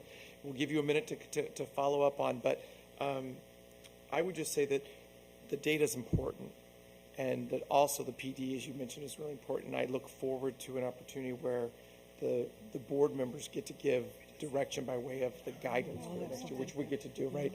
And you're lucky to have Maria on that. I just that want to say DEC. that She attends. I have not been there. Richard, thank you. The 6-year plan, a lot of what you just said with the other arts disciplines are going to be addressed and aligned with the equity plan. That's all I wanted to say. Well, and don't miss the detail in our encyclopedia here.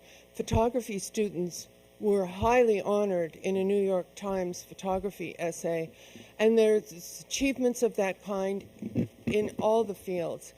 And you know, we're not trying to create professional artists. We're trying to provide a world-class, if you will, when you get up to the high ends, it's sort of like AP in whatever the arts discipline is. These kids are valedictorians every year. They come out of, they're all in music of some sort and other arts. These are high-performing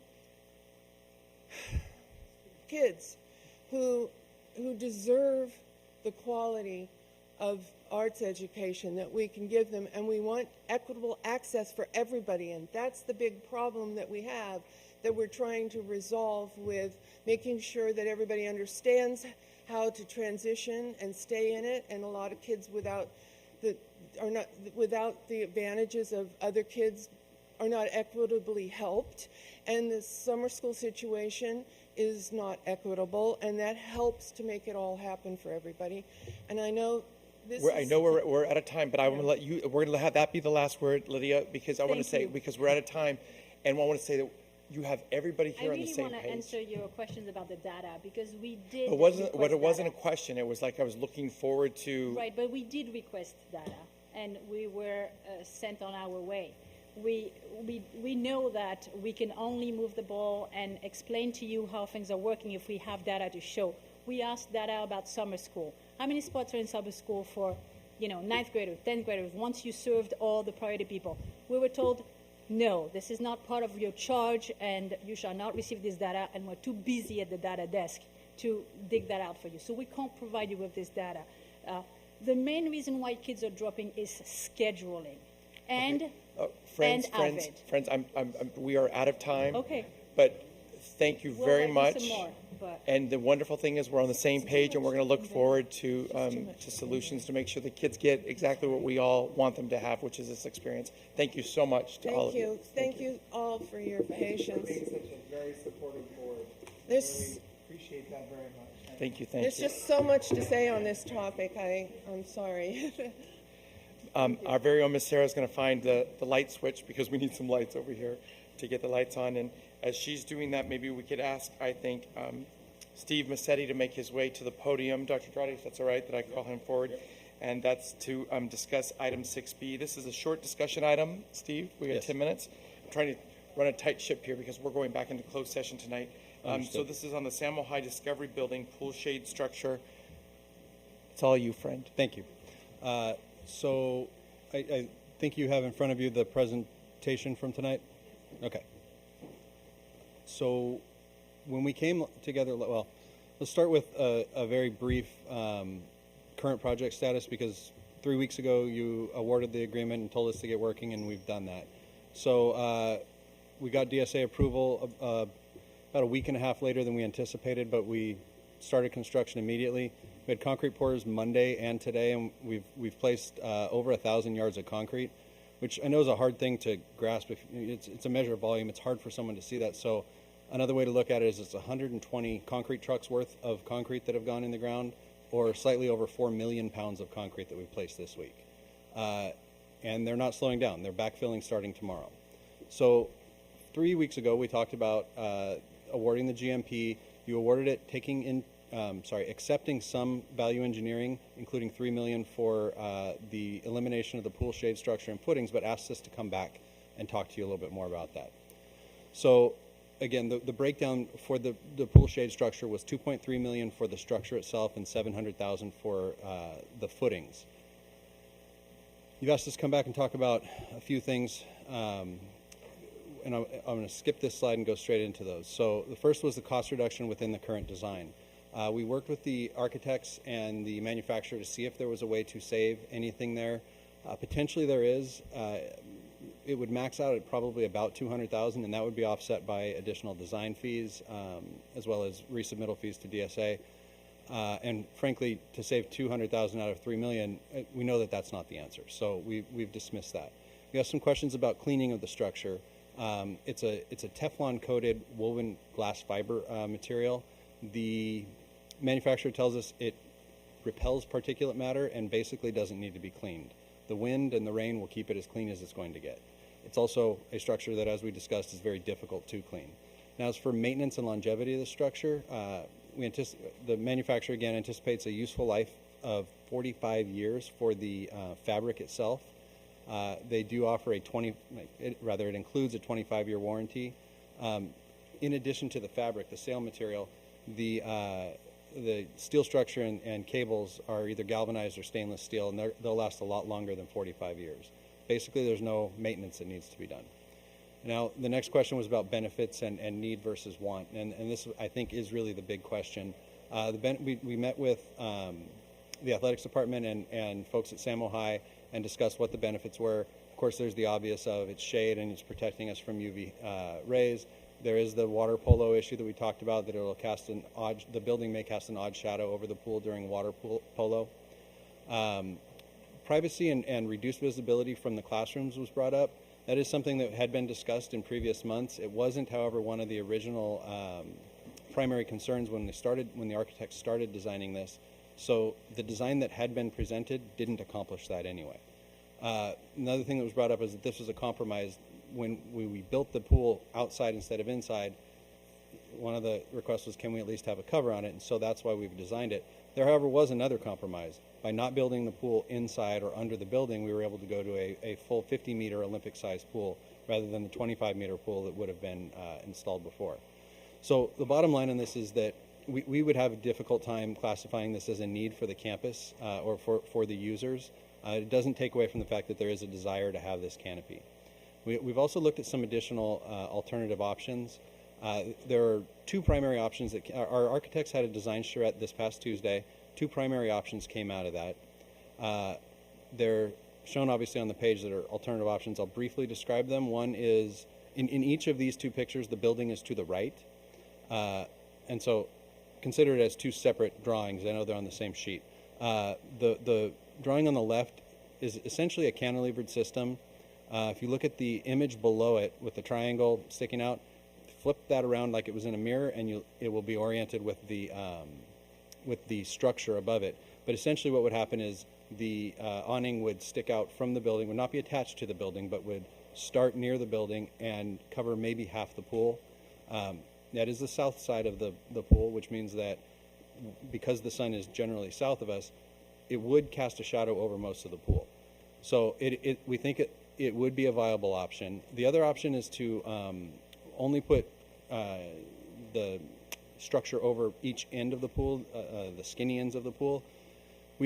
Although it's significantly less expensive, we've dismissed that option because it really doesn't provide much of anything other than the visual effect of having a structure. And although there is something to be said for that, it's not our primary goal.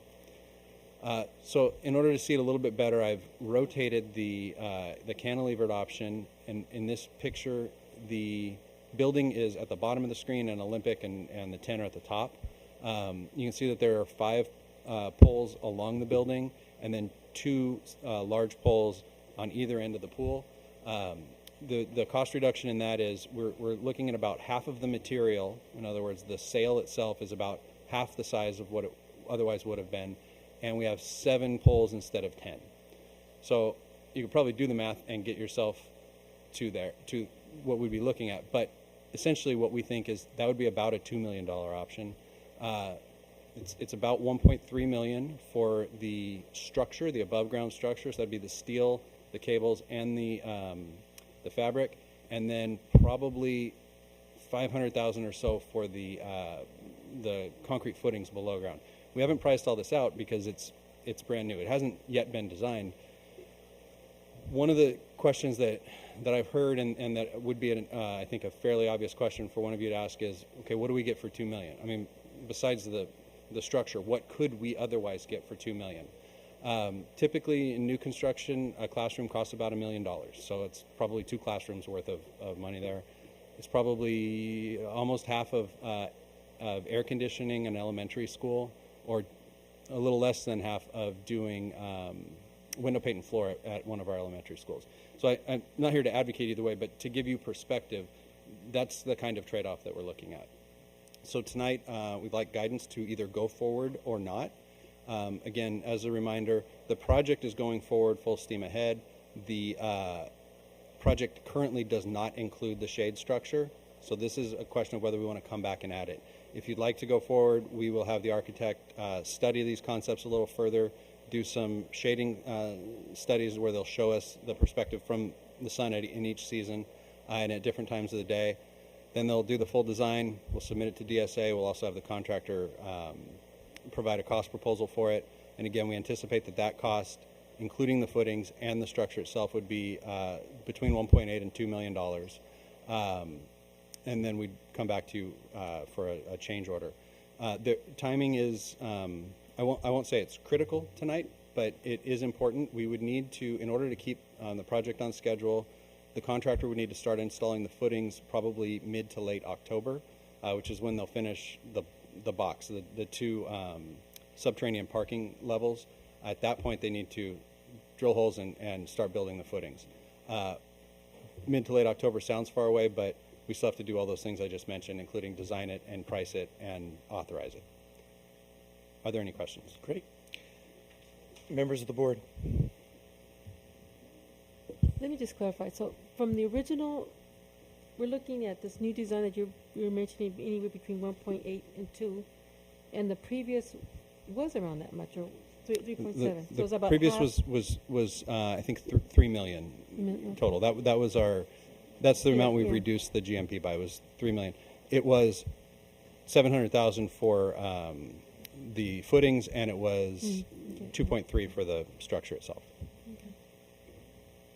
So we took a vote at our last meeting, and so looking at bullet here, if the district doesn't wish to pursue the alternative, we're done. You're moving along. That's correct. So there would need to be a majority of the members of the board tonight interested in pursuing this alternative design. That's.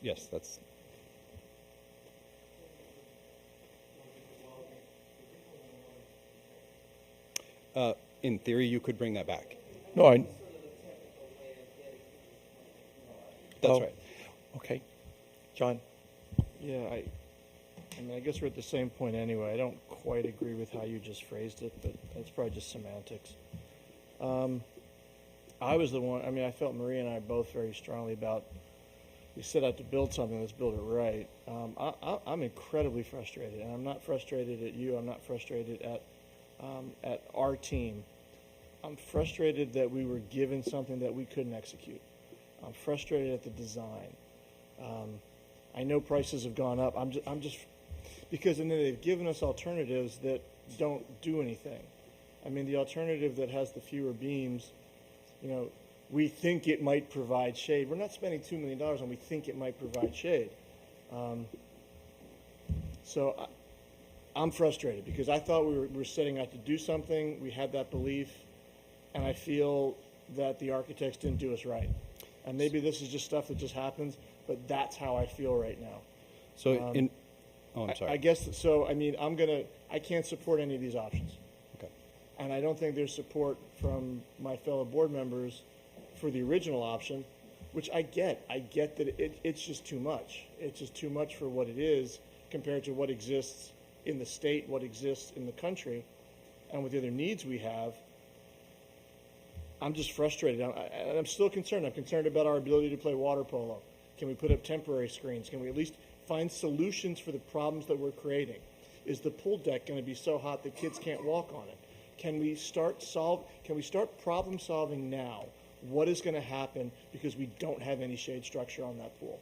Sure. That's something that I would appreciate, but I can't support any of these plans, and I don't think there's 4 votes for the original, and I don't even think I could vote for the original right now.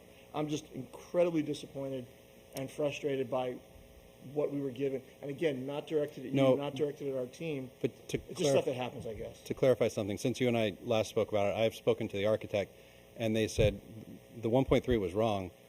We didn't generate that; the manufacturer did. So they had been working with the shade structure manufacturer, and he told them it'll cost 1.3 million, which is what you all agreed a year and a half ago to spend on that. The architects are disappointed as well. Clearly, my department is as well.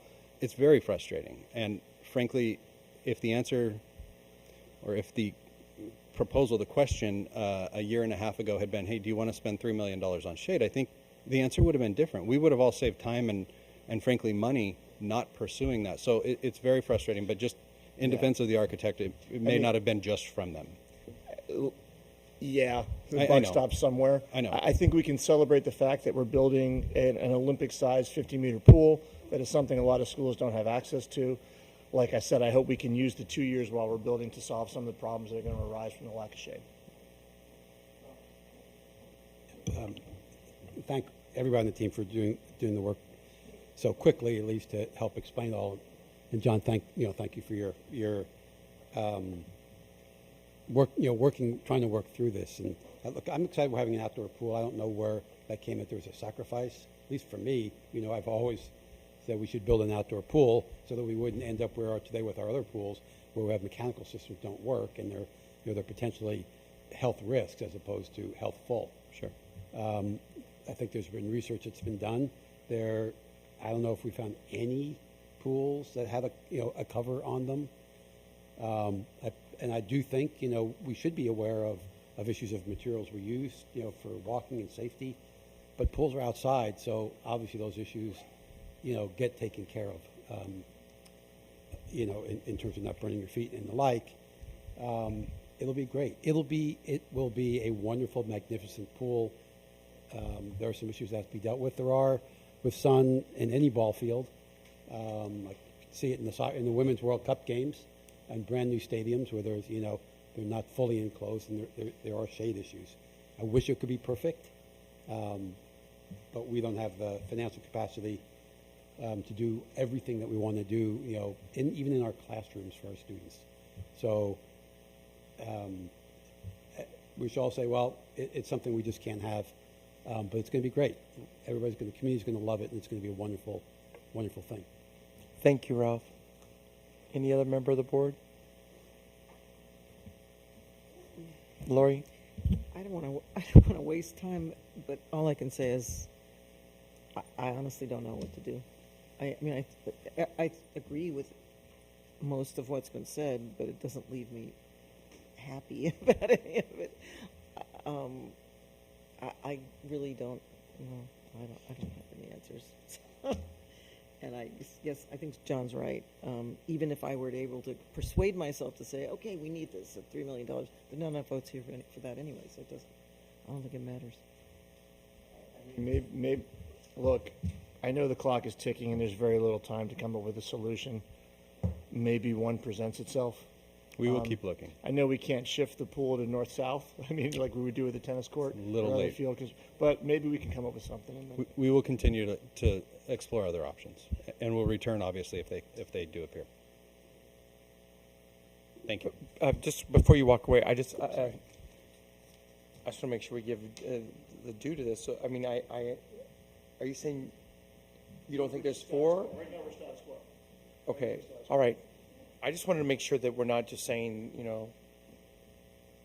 that you're assuming that there's not 4 votes. I mean, there's 5 of us here. I mean, Well, I mean, we've discussed this before, and given what Steve is telling us, it hasn't.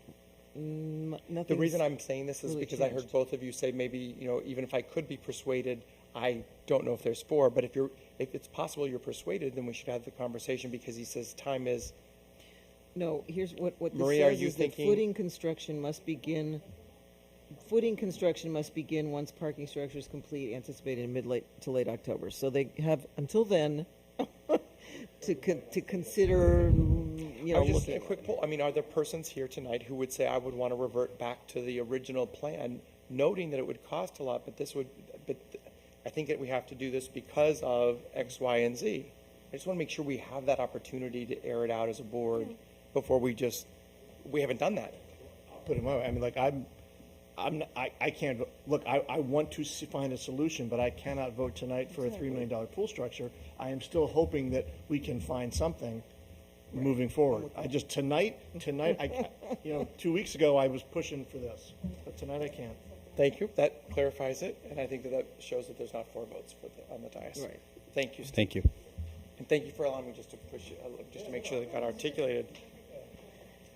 Thank you. So that concludes item 6B, and now brings us to our major action items for the evening. And our first one is 7A, which is the adoption of the 2019-20. People are saying 1920 a lot. I'm like, what do you mean 1920? What is it? The year 2019-2020. I know it felt like that to me when I heard it first. Local Control Accountability Plan. We have several of these major action items, colleagues, that are at 5 and 10 minutes, and I'd really like to keep us to that timeline. Thank you. Dr. Mora, welcome. Thank you. Good evening, Board President, members of the Board, Dr. Dradi, Cabinet, and guests. So before you this evening, I am requesting the approval of our 2019-20 LCAP and our ESSA LCAP as well. We did make some slight adjustments to the LCAP, to the larger document, and these adjustments are technical in nature. I was asked to clarify Action 13 and Goal 3 that directly connects to our early learning services, specifically how we're transitioning and expanding our Seaside Bridges program. So you will see that if you were to look at that particular action, that's a major difference. I also was able to just solidify all of our expenditures. So those were the only technical changes and just further clarification that you would see as you reviewed the document. Thank you, Dr. Mora. Is there a motion to adopt our 2019-2020 LCAP? Moved by Lori. I'll move it. Seconded by Maria. Are there any further discussion or comment before we move to a roll call vote? Thank you, colleagues. Mr. Metcher, how do you vote? Yes. Ms. Leon Vasquez? Yes. Ms. Lieberman? Yes. Mr. Keene? Yes. I'm also yes. So, Sarah, that is a unanimous vote of those of us present on item 7A, which is the 2019-2020 Local Control Accountability Plan. Thank you, Dr. Mora. Thank you very much. I just want to, just so the committee understands, this is a 231-page document. Yes. It's a template from the state, and LACO has to look at it. And I know that ours is considered, at the top of the line for, for these plans that they get to look at. So once all, appreciate the work that goes into it. And I'm slowly going through some of the data, and we'll take an opportunity on Sunday to sit down with you and review some of it. Thank you. Of course. Thank you, Ralph. Friends, we come now to 7B, which is Approve Every Student Succeeds Act, ESSA, LCAP Federal Addendum for 2019-2020. So there were no changes within our ESSA LCAP addendum. All of those items are included in our actual LCAP, but this is, again, as I mentioned before, the state is requiring us to, again, be very specific in relationship to how we are using our federal funds, Title 1 through 4. Thank you, Dr. Mora. Is there a motion to approve item 7B? Moved by Lori, seconded by Ralph. This is a roll call vote. Ralph? Yes. Maria? Yes. Lori? Yes. John? Yes. Richard? Miss Sarah, that is a unanimous vote for 7B. Colleagues, we're going to jump over 7C, which is the adoption of our budget, because there is a time stamp at 8:30. So we're going to jump over that. And then we're going to go to 7D, which is the amendment of our Financial Oversight Committee FOC Statement of Purpose. This comes to us from board leadership, and you'll see that this is a minor change. And John, do you want to read it? Okay.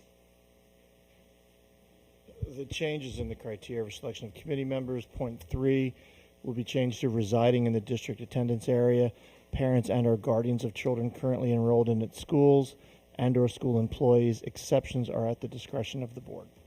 And colleagues, that's exact language that comes from existing DAC policy. Is there a motion to approve the amended Financial Oversight Committee statement? Moved by John, seconded by Ralph. Thank you. This is also a roll call vote. Mr. Metcher? Yes. Ms. Leon Vasquez? Ms. Lieberman? Yes. Mr. Keen? Yes. And I'm a yes. Item 7D passes unanimously. Item 7E is to approve appointments to district advisory committees, and those are all in our, we have had these, of course, ahead of time. Is there a motion to make these appointments? Moved by John, seconded by Maria. Any discussion or comments? Mr. Metcher? Yes. Ms. Leon Vasquez? Yes. Ms. Lieberman? Yes. Mr. Keen? Yes. I'm also yes. So 7E passes unanimously. We now move to item 7F, which is to adopt resolution number 18-57, recognizing and celebrating Juneteenth. John, may we ask you to read the resolves, please? Now therefore be it resolved that the Santa Monica Malibu Unified School District Board of Education encourages our district's employees, students, and families to join in celebrating Juneteenth as a day to honor and reflect on the significant role that African Americans have played in the history of the United States and how they have enriched society through their steadfast commitment to promoting unity and equality. Be it further resolved that the superintendent transmit copies of this resolution to the school sites for distribution. Thank you, John. Is there a motion to approve the resolution? So moved. Moved by Ms. Lieberman, seconded by Ms. Leon Vasquez. Mr. Metcher, how do you vote? Yes. Ms. Leon Vasquez? Yes. Ms. Lieberman? Yes. Mr. Keen? Yes. And I am also yes. That passes unanimously. We come to item 7G, which is the adoption of Measure R Parcel Tax 2019-2020 Annual Plan. Descriptions, I think this one. Ed, is there a motion to approve? Moved by Maria, seconded by Lori. Is there a need for discussion or comment or question?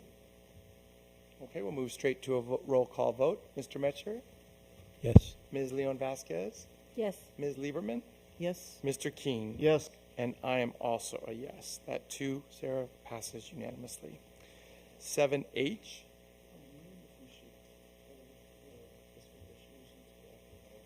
Sure. Do you want? Which would allow us to go to,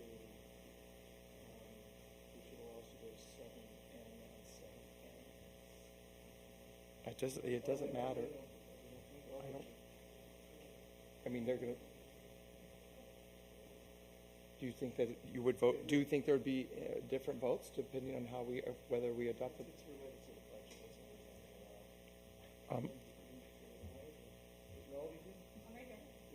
Do you think it matters? John is suggesting that the financial matters to hear these little short related to the trans and related to some of the other the debt service issues. Yeah, I think we probably should wait on the trans and so it's 7J. Yeah, 7J and 7H and 7H. Yes, actually that one doesn't have to be for the budget. You could do 7. We could do 7H right now, and we could do 7I.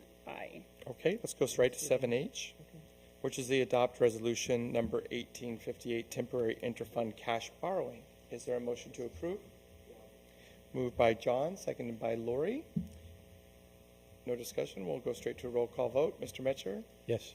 Ms. Leon Vasquez? Yes. Ms. Lieberman? Yes. Mr. Keen? Yes.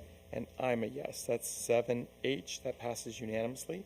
Moving to 7.9, which is the adoption of Resolution 1859.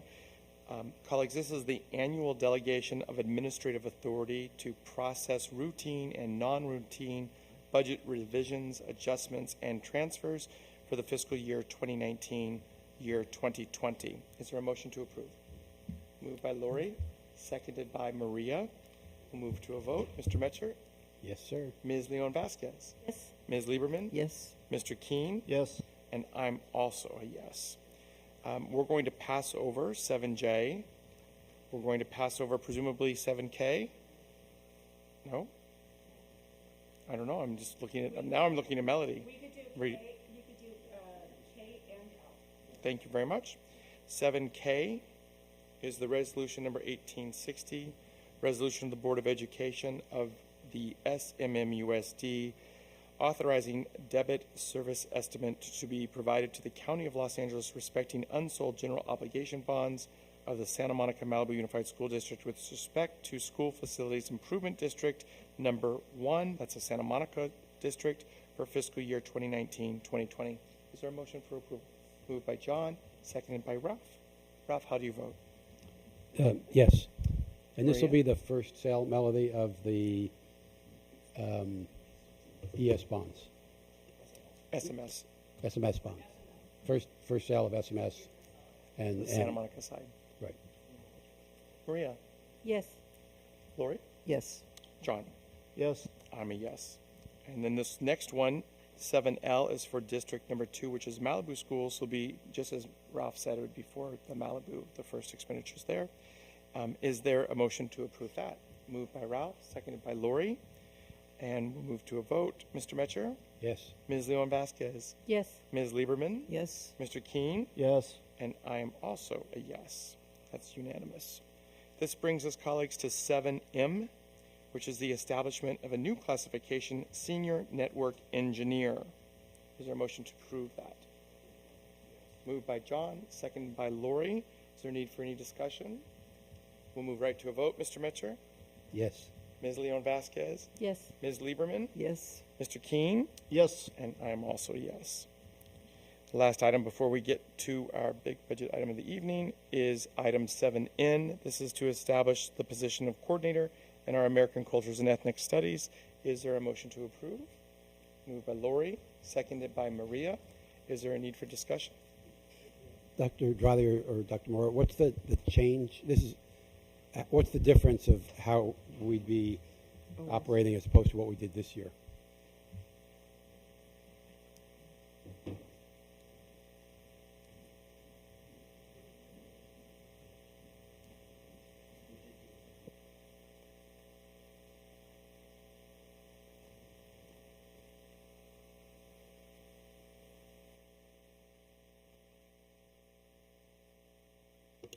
Thank you. So what's before you is a creation of a brand new position that is actually taking the place of the TOSA that oversaw social justice.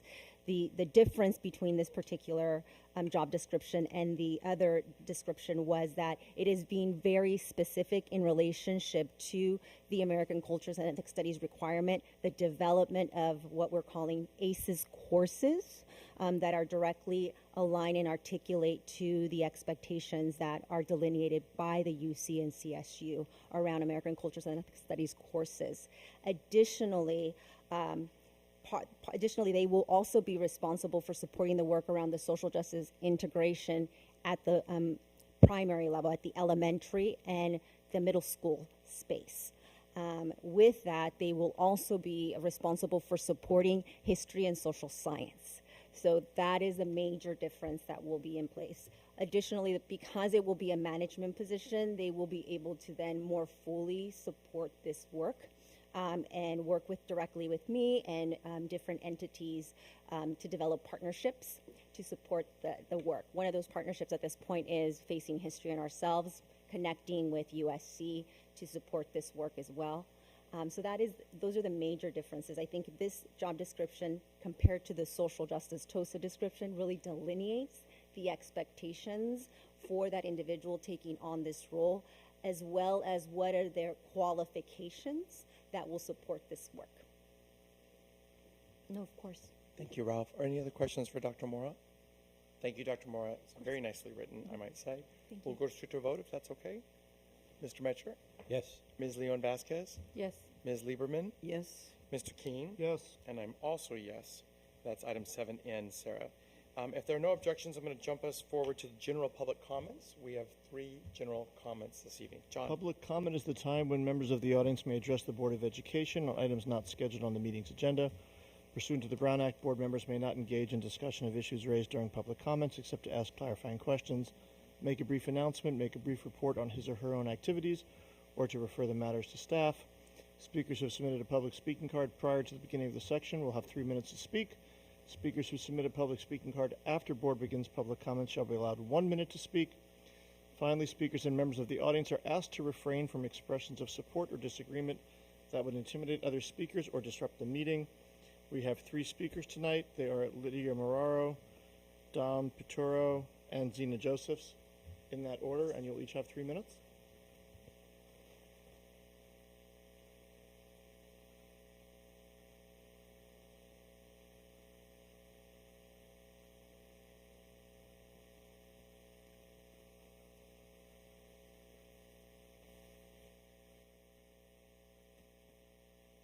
School, the middle school, and the high school. The principal from the middle school comes to the elementary school and say, we have wonderful VAPA programs. Fill out this blue sheet. That's it.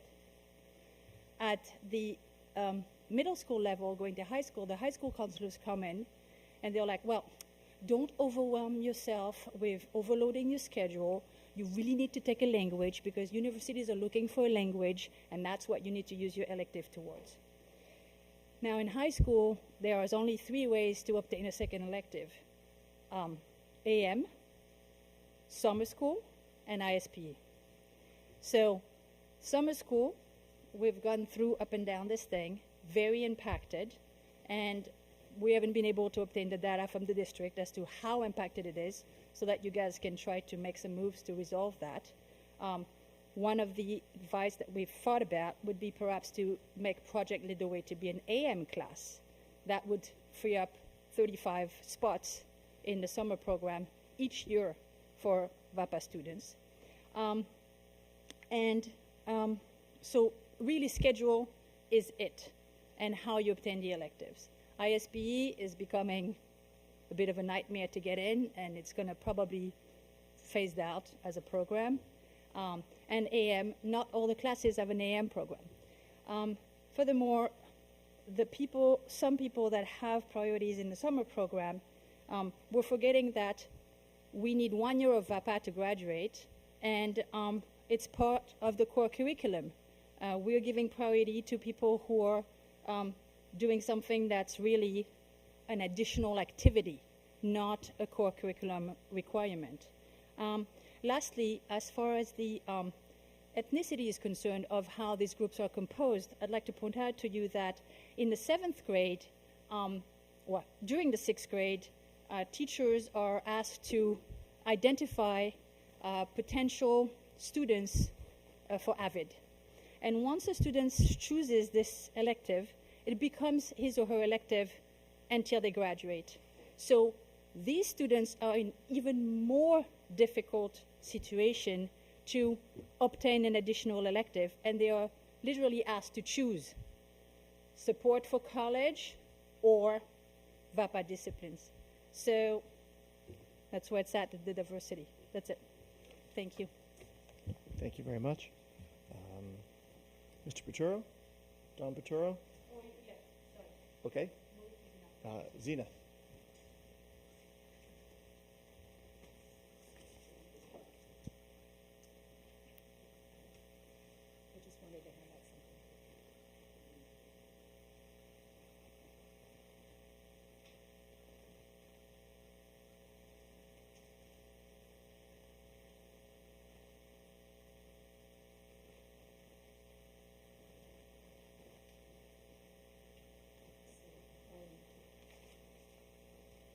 I know Janice didn't get to cover everything she wanted to, and I created a short brag sheet just to give you a sample of the excellence in the district. So in dance, the new 4th grade World Dance Program, the Samo High Dance Department, which fills Barnum Hall twice in December and twice in May.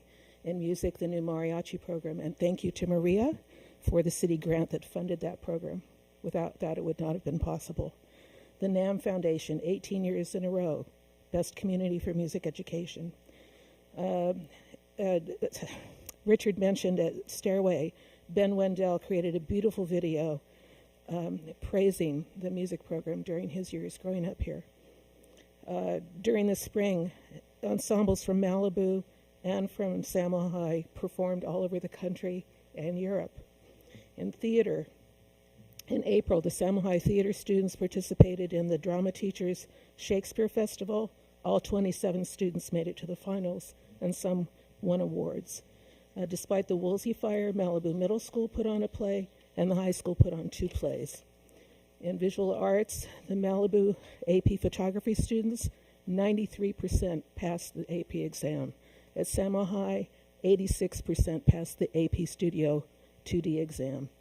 In October 2018, the Roberts Gallery had their annual El Dia de los Muertos exhibit, honoring our ancestors, healing our community with artwork from Samohai, jams, altars by PYFC, Miss Batista, and Pema. Also in October, out of 2,200 participants in the New York Times, My Generation photo contest, 36 finalists, 3 from Samohai. In May, the Getty Center selected 10 Southern California high school students. 2 were from Samohai, and their work is on exhibit this month. Also in May, the 18th annual Samohai Film Festival. Regarding summer school, to follow up on Lydia's comment, before Prop 13, summer school was funded. When I was in school years ago, from 8th grade on, I went to summer school every summer so I could take orchestra and a foreign language. Now it's difficult, and if kids can't get into the local summer school, they have the option of paying $900 in Beverly Hills or $1,200 at Crossroads. How does that help our SED students? And the college is available, but perhaps parents of 9th or 10th graders would not be comfortable with their kids going to school with adults. So thank you for your time. Thank you, Ms. Joseph, and that's the end of public comment. Thank you, John. This board will stand in recess for 5 minutes. Stand. You may sit at recess, but 5 minutes. We'll start Melody and the budget item right at 8:30 on the dot, please.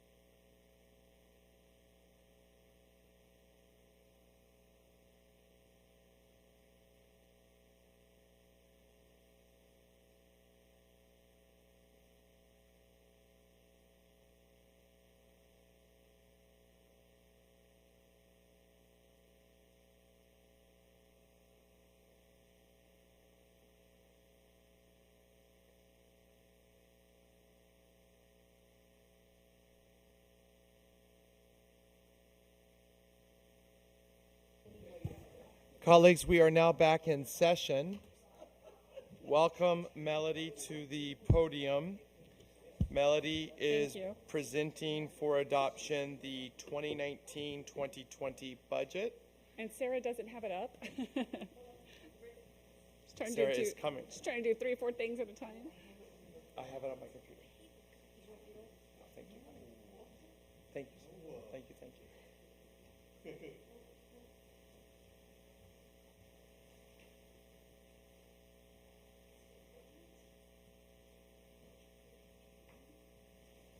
And colleagues, we have 30 minutes scheduled for this item. No, I'm saying we don't want to go over that. Oh, well, we're going back to closed session. Yes. For a short while. Hopefully. We ready? Okay. Yes. So, thank you very much for having this at 8:30, that we were going to have a decent night's sleep tonight. I'm not going to go through it,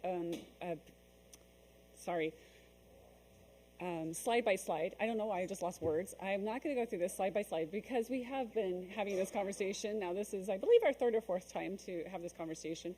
So I am going to just talk about things that were requested of us.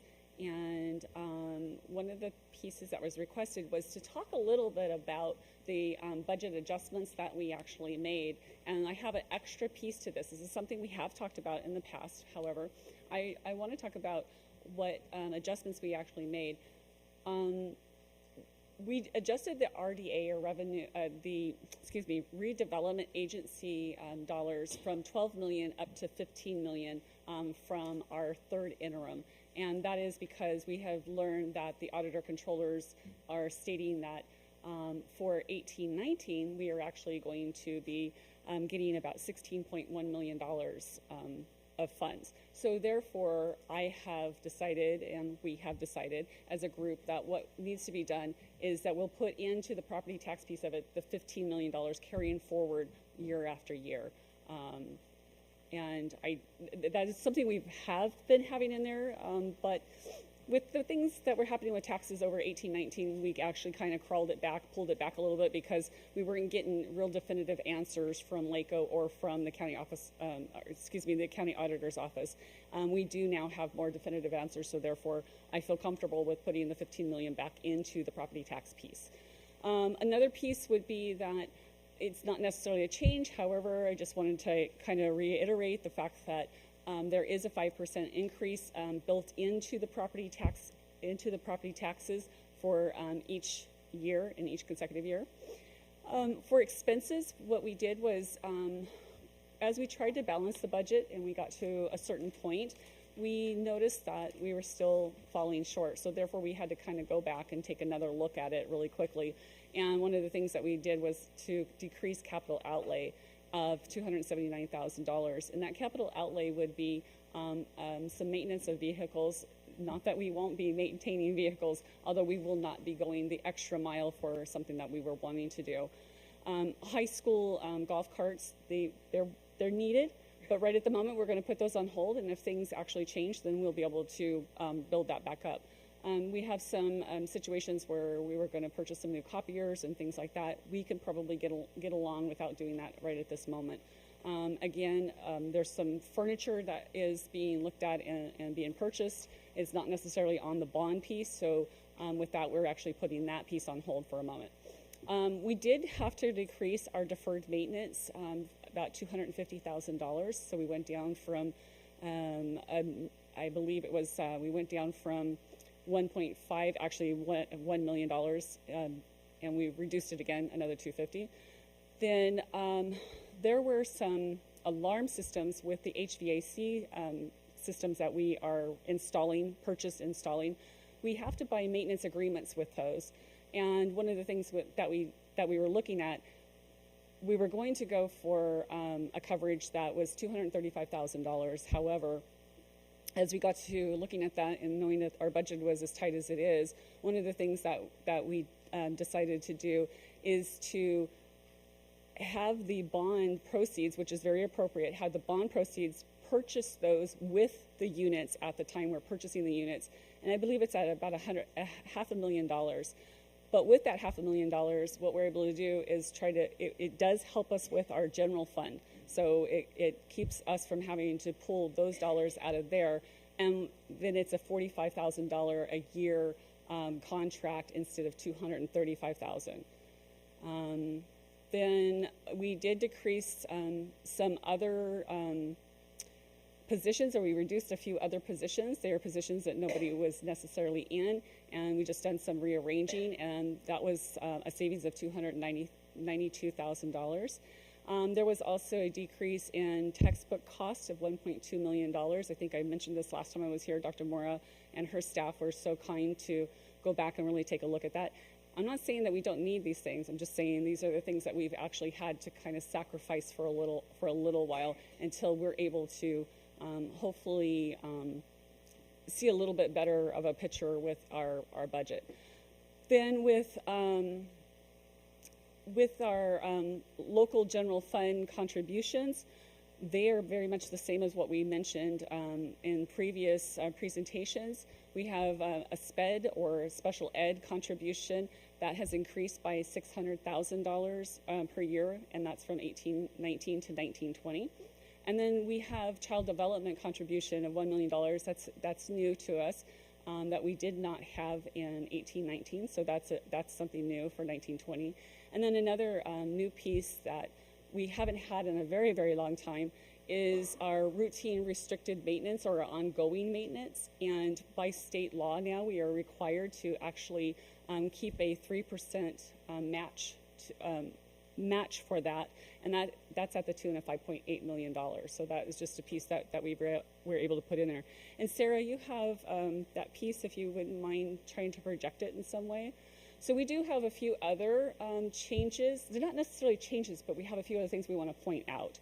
And whenever we get requests from board members or what have you, try to work with those board members as much as we can, and then want to bring that information to all board members and to the community so that you can see the information there. While she's pulling Yes, it Rob. up, I guess the what you just talked about, the 3% RMA. Yeah. So you're saying it's $5.8 million. That's our that's money we're spending this year on regular maintenance, deferred maintenance. It's basically deferred maintenance. Is regular. It's routine. It's everything that you've got to do for maintenance. In addition to the 750. In addition to the 750, yes. Okay. Yes. And I assume there's a robust summer program like there was last year.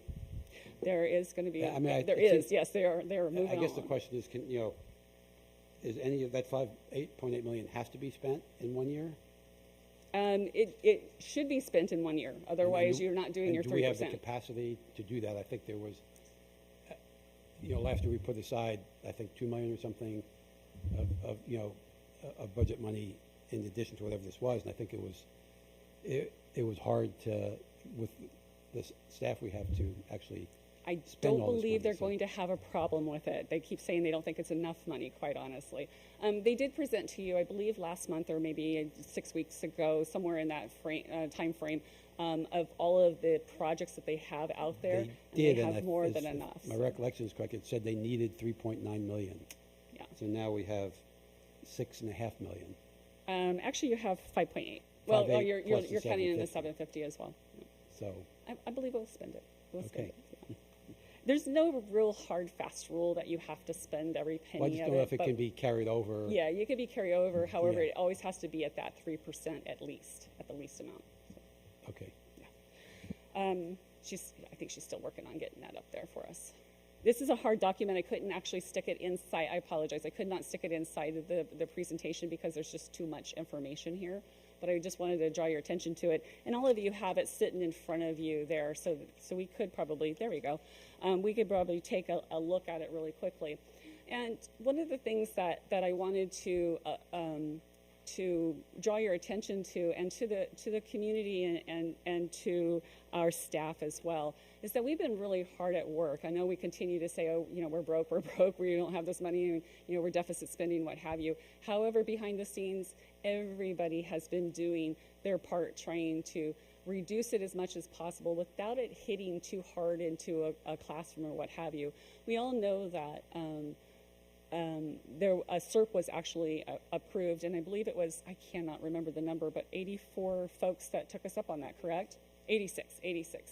The number keeps changing, it seems like, but with that, it gave us the flexibility to be able to go in and look at positions and do some reorgs and changing things, or maybe not bringing back a position that might be vacant. And so what you have in front of you there, and it's very, very tiny to see, and I cannot read it from across there for you, and I don't want to go line by line because you have it in front of you, and it's pretty self-explanatory. But basically what it is just a quick summary of all of the positions that we have reduced or eliminated, and it's due because of the situation that we had with SERP, or it happens to be that there might have been a vacancy in that particular position because people just sometimes move along. They move on to another school district or what have you, and so we were able to do quite a bit with that. And with the document that you have in front of you, and Sarah, maybe you just want to scooch it up just a tiny little bit there, if we can. We're kind of limited in what we can and can't do here. That's good. So with the document that's in front of you, I'm just going to have you drop your eyes all the way down to the bottom of it, underneath the last green line that you see there, and it says a total estimated savings. And I say estimated because there's some numbers that we may still need to verify, what have you, but we think it's pretty close. And every dollar amount that you actually see in here in the columns that at the top that are stating 2019-20 and 2021, they all include the salaries for the person that would have left that position, because that's the savings, and the benefits pieces of that. So it's all combined together in one. And as you'll see at the bottom of column 2019-20, we're estimating about a $2.7 million savings by the exercises that we have already done with all of these particular positions. As you adopt this budget tonight, within your packet that you always receive, it does state in here, and it shows every FTE that has been increased or decreased or reduced or eliminated or what have you. And that should correlate, hopefully, to this particular piece.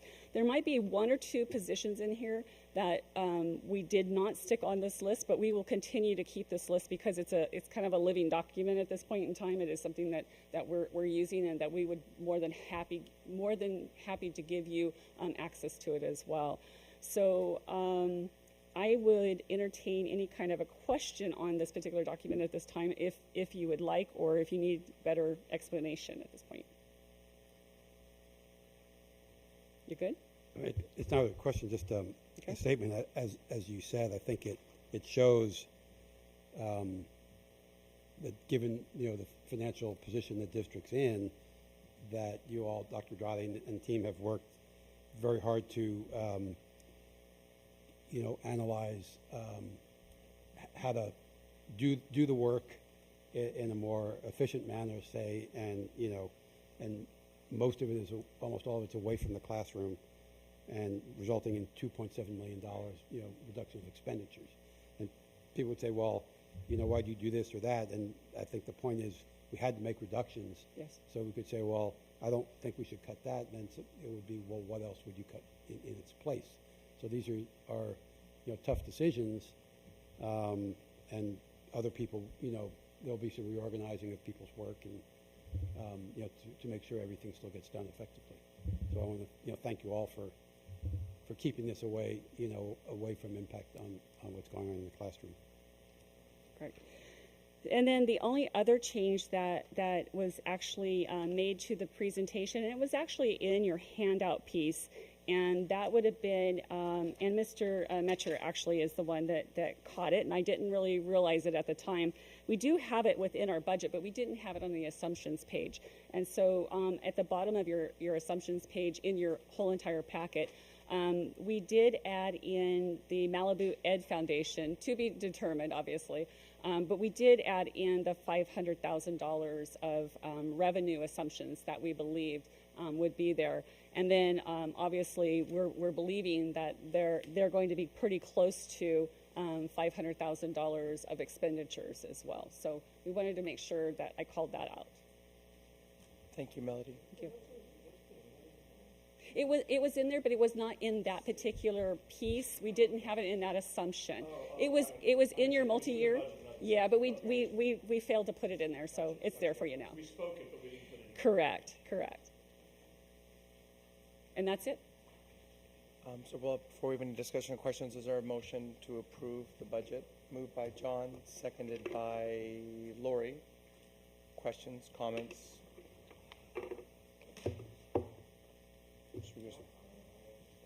Again, because we're putting the assumptions out there, I really appreciate if we go back to the expense page, which would have been page 18 of the 31-page presentation, that on line 36, the other operational costs for 1920, you brought that back up to a reasonable number. Just want to speak that out again. That was one of the big assumptions. The one that we brought back up to 12.3, just over 12.3 million. Oh. In the budget that you presented the last time around, we had that down at 9.5 as a big assumption. The other operational costs that last year was a shade under 12 million. This year is 12.3. In the budget before this, that was a huge assumption at 9.5. What Melanie did, which I think is far more accurate, is put this number in. So we still have assumptions in here. The Malibu contribution for Ed Foundation is still a big assumption. There are other areas where we don't know where we're going to be, but I think this reflects the reality a little better, so I appreciate you doing this. I just wanted to speak that out. Thank you, John. Ralph? Two things that as we move forward. One is just sort of following up on the presentation from the Health and Safety DAC, and for us to really look over the summer, for the possibility of having funds to at least bring one health services person on to help Shuli, because if she has one social worker wherever, if it's district-wide or in a certain school, that person can then supervise, let's say, 7 interns who are in graduate school. So there's a real growth value to spending some money that way for what we know is a great need. And then the other is we've changed the purchase of technology for our students. Bertha gave us the schedule and how it's changed. And although we were able to meet this year's goal, buying the Chromebooks for 7th, 9th, and 11th graders throughout the district, it shows that next year there are a few purchases, in the year after. It basically takes out the purchase of technology as we had planned for the elementary schools for through 24, 25. So it's something we again should be looking at ways, and maybe there's grants or if there something money's become available in our budget to rethink that program, because it's part of what we feel our students should have. And we're really saying that we're not going to be supplying the technology, and there's a gap here until secondary school. So it's a big issue for me. Thank you, Ralph, for pointing that out. So I think we're ready to move to a vote. Colleagues, we're going to move to a vote. Are you okay with that? Okay. Mr. Metcher? I'm fine. I feel like there's nobody here in the room. For anybody watching this, they won't know what is going on or what we're approving and how bad our deficit spending is. I could go back to that slide if you like. So I just think it bears repeating exactly where we are and Sarah, where can we're you put me headed, back up? so that people don't think it comes out of the blue as we continue to look for ways to be more efficient and smart and find ways to reduce spending, because we don't have the revenue. Bottom line, we don't have the revenue to cover all of our expenses, and that's an ongoing issue. John? So super quickly, because Ralph brought it up, and maybe this will move us along. Ralph brought up one item, which is technology. We are now underfunding technology to the tune of $1 million. We are underfunding deferred maintenance to the tune of either $250 or $750, however you want to talk it. I think it's a safe assumption that we're not going to see $500,000 from Malibu for Ed Foundation. So that's another $500,000 we're not going to see. On top of that, we are already working at a $7 million structural deficit, not including those items that we just brought up. And Melanie brought up copiers that we're not buying, books that we're not buying, that we're pushing into the future. We're pushing expenses out, we're tightening our belts, but there are still these structural things that are not going away until we make them go away or we change how we've been doing business. Thank you, John. We'll move to a vote now. Mr. Metcher?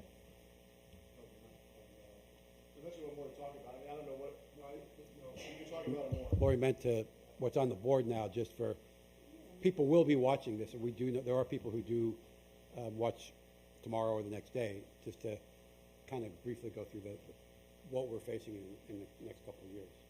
Okay, let's kind of start from the beginning, because it's kind of hard to start from the end and go back towards the middle. So our multi-year projections are, this is our actual revenue at this point, and we are estimating our actuals of our subtotal for our LCFF funding to be $98 million. And then in 1920, we're estimating them to be $100.3 million. And then every year thereafter corresponding. Once again, in line 1 and columns B through E, we do have a 5% increase in between each one of those particular columns, and the reasoning for that is because we believe that property taxes will increase by about 5%, because that's what history has actually told us. And so whenever we look at other revenues, this is lines 8 through 22 and columns B through E, in our estimated actuals in column B, you'll notice our total revenues, we're estimating them to be at $115.5 million. And if you'll go over, and that's line 22, excuse me. In line 22, column C, you'll notice we're saying at $115,279,000. Normally, you would actually see that kind of climbing year after year after year. However, because of the things that I just showed you, we're doing our best to try to tighten the belt and try to not overspend or what have you. Actually, that's a revenue, excuse me.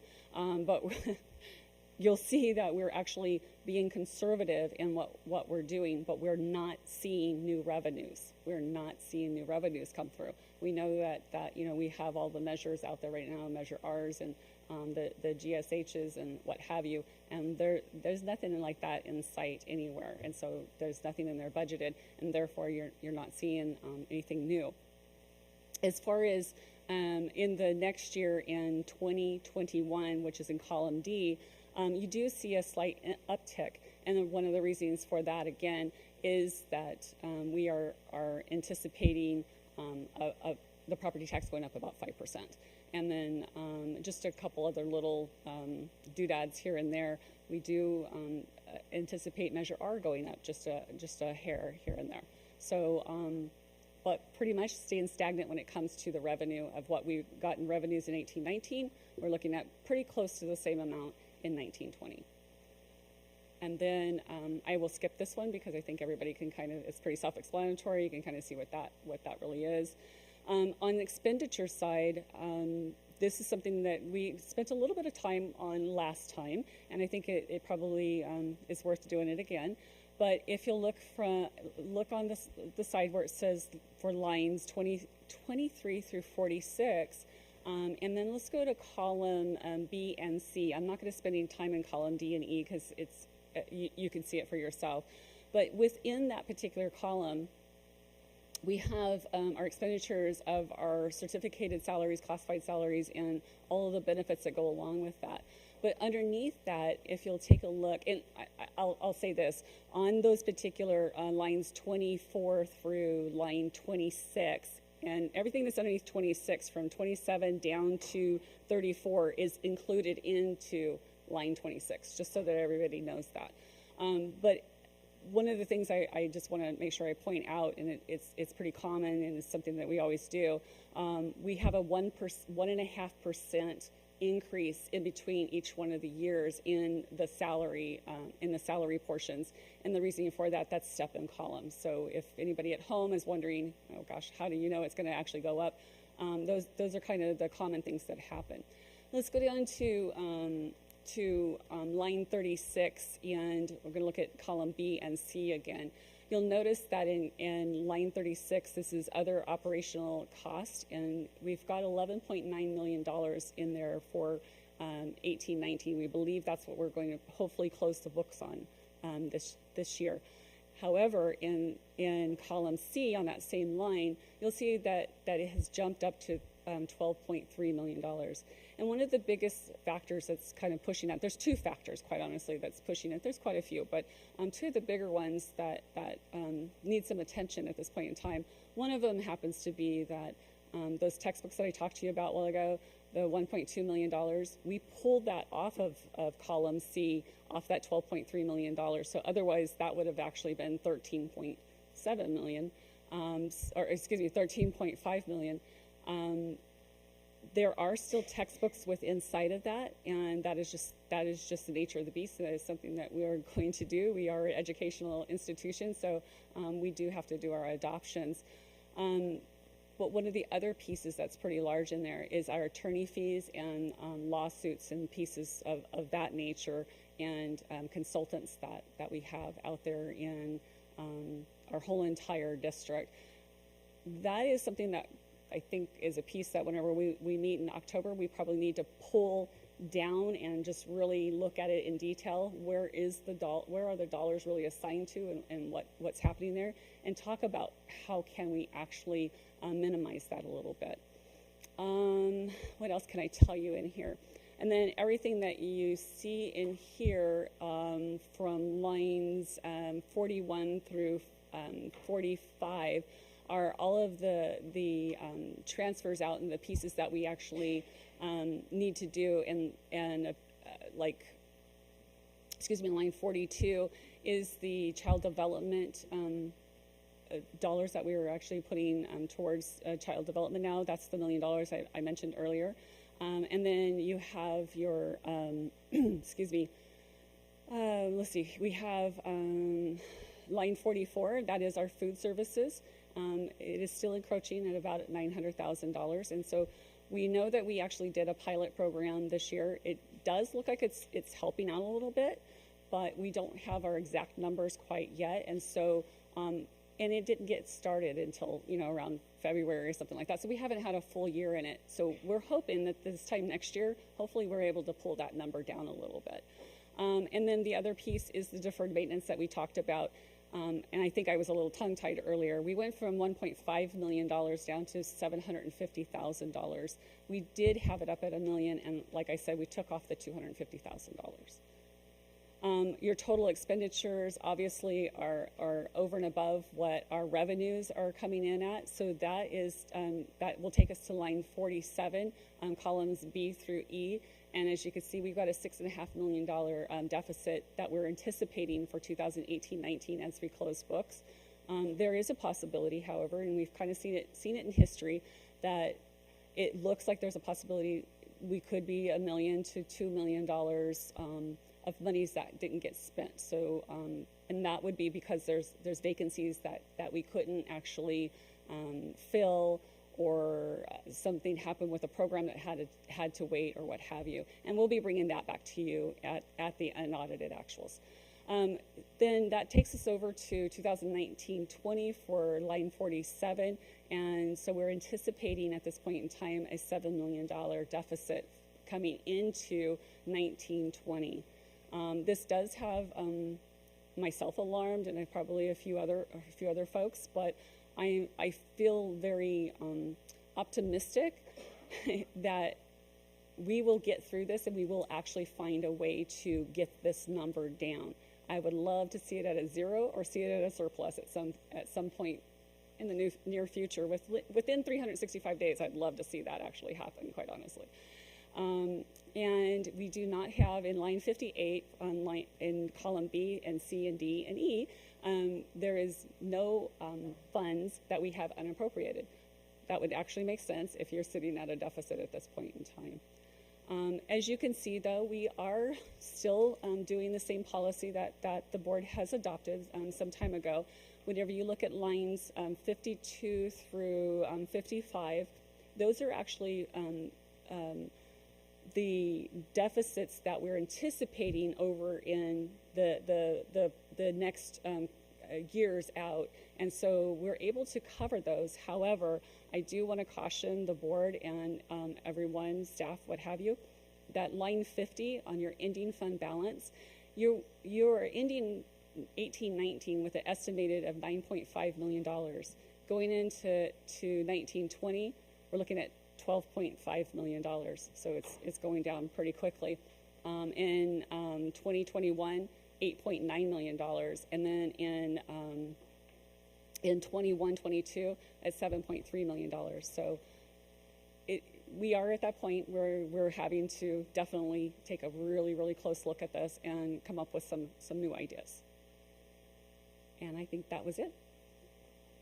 Does that work better? Okay. Ben. You're welcome. I did feel a little discombobulated as well. I just want to make sure we capture all the information for the public out there. I know the Santa Monica Education Foundation has been hard at work, but they have not really closed their books yet. So if they happen to come short like 100,000 of the target goal, how do we capture that? If they come up 100,000 short, or if they even came out 100,000 more, what we'd actually do is we'll actually probably at first interim, unless there is some kind of really major thing that we have to do in 45 days after the governor adopts the budget, or after the state adopts the governor's budget, excuse me, we will actually do it at first interim. We'll just show it there. Thank you, Dr. Truddy. Are there any questions, further comments? Mr. Metcher? No, I know. I'm calling for your vote, Mr. Metcher. How do you vote, Mr. Metcher? Yes. Ms. Leon Vasquez, please. Yes. Ms. Lieberman? Yes. Mr. Keene? Yes. And I'm also yes. We'll report that to Sarah. That's unanimous. Colleagues, we are going back. Oh, let me ask you, are there any board member comments? Excuse me. No, we didn't. I'm sorry. Thank you. 7J. 7J. Thank you, Ralph, and everybody else. 7J. Yes, we do. Ralph, would you like to move that? Yes. Thank you. Is there a second to 7J? I'll second it. Lori, thank you. Do we have any questions or comments about that item? Seeing none, we'll go to a vote. Ralph? Yes. Maria? Yes. Lori? Yes. John? Yes. I'm also yes. So that's 7C and 7J both were passed unanimously. Are there any board member comments, friends? Seeing that we're going back into closed session, we will be adjourning later in the evening, not at this moment, but we will be leaving the dais in memory of, and later adjourning in the memory of Patrick Cady. Mr. Cady was a retired teacher and coach who passed away in early June, just a few weeks ago. Mr. Cady started his career with our school district in 1974 as a teacher at Smash. After 8 years, he moved to Samo High, where he taught social studies. He retired in 2008. While at Samo High, he also coached cross country and track, and under his leadership, the Samo High track and field teams won multiple league championships.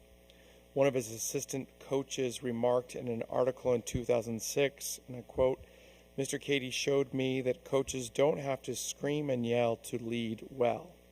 He brings a compassion to his athletic program that many coaches lack." Close quote. A remark on social media following Coach Cady's passing read, quote, "Pat was a beloved cross-country track coach, teacher, and mentor at Santa Monica High School. I don't think I can put into words how much he radiated love and kindness, but reading everyone's comments showcases how much he inspired the community." Close quote. Linda Cady, Pat's wife and a retired JAMS teacher, shared on social media, quote, I want to thank everyone for their support during this difficult time. The outpouring of visits, calls, cards, flowers, food, and beautiful testimonies have truly been appreciated. Close quote. Mr. Cady lived in Malibu and ran for the school board in 2010. While he did not win, he continued to make a great impact on the Santa Monica and Malibu communities. Once asked why he was still teaching at Samo High after all these years, he replied, "I love this place. I bleed blue and gold." Tonight we will close in Mr. Cady's memory. Thank you.